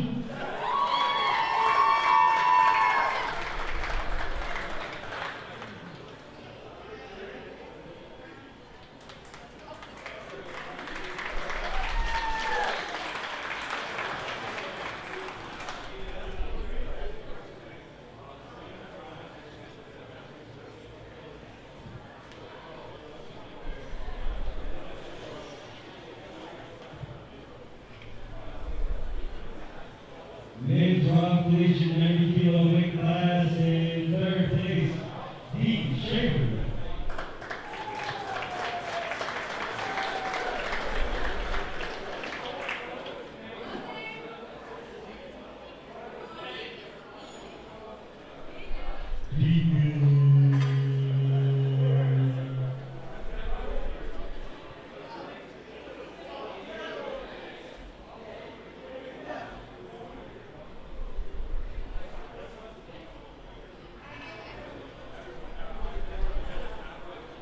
Men's raw collegiate 90 kilo weight class in second place, Carter Morgan.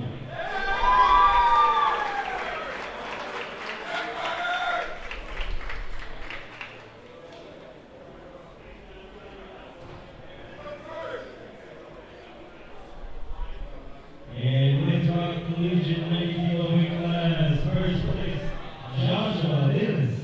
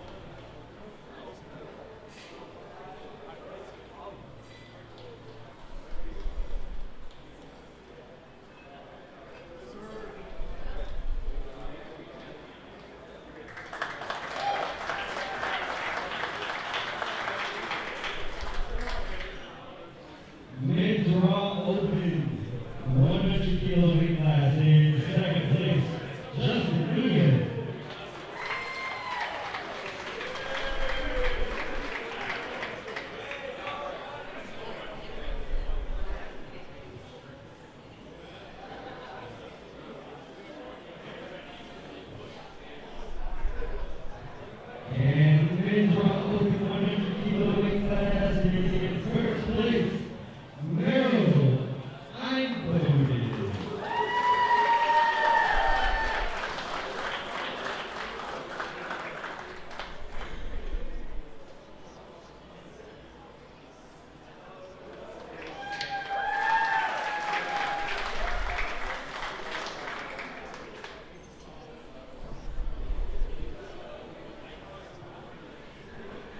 Men's rock collegiate 110 kilo weight class in third place, Brett Levin.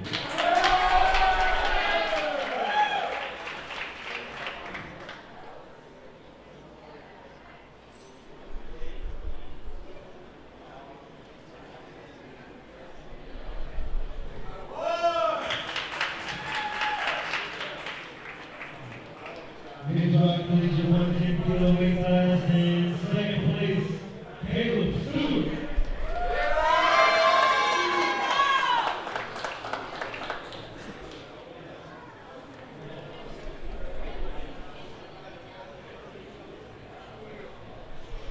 And your men's rock collegiate 110 kilo champion, Aaron Nungo.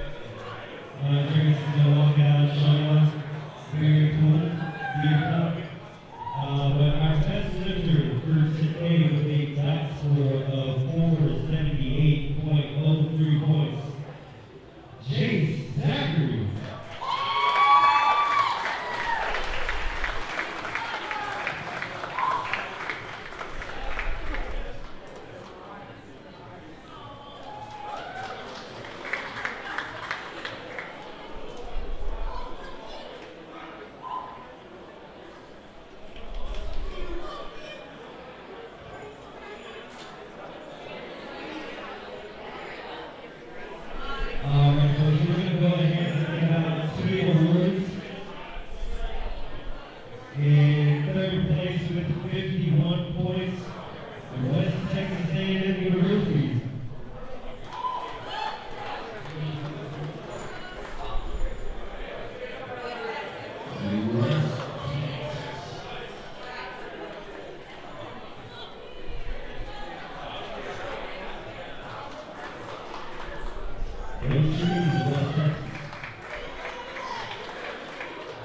And in second place, we have Texas A&M Galveston with 68 points.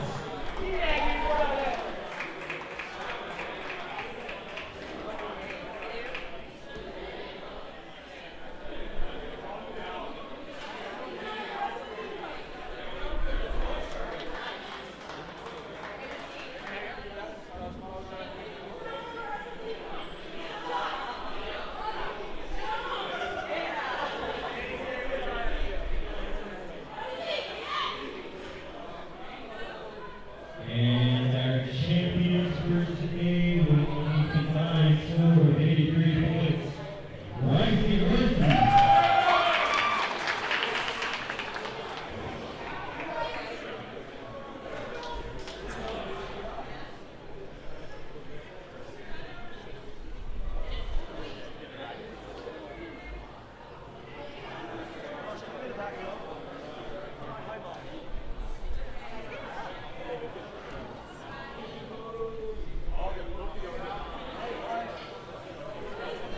We'll get up here.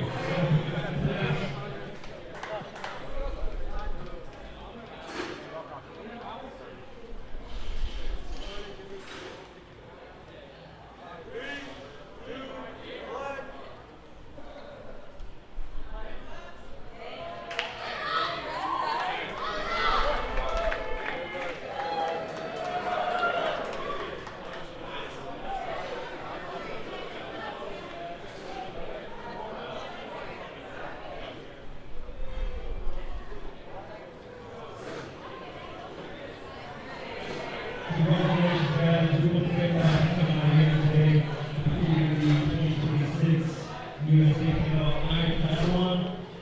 We will have another meet here at TSS-SATX until September when we pick out our 100th Iron Wars meet that we have literally every year.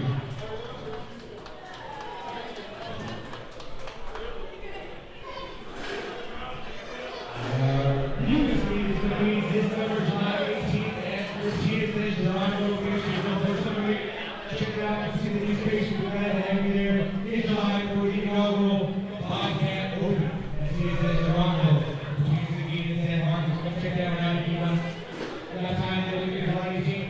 Thank you all for coming out. Feel free to take pictures before you head home.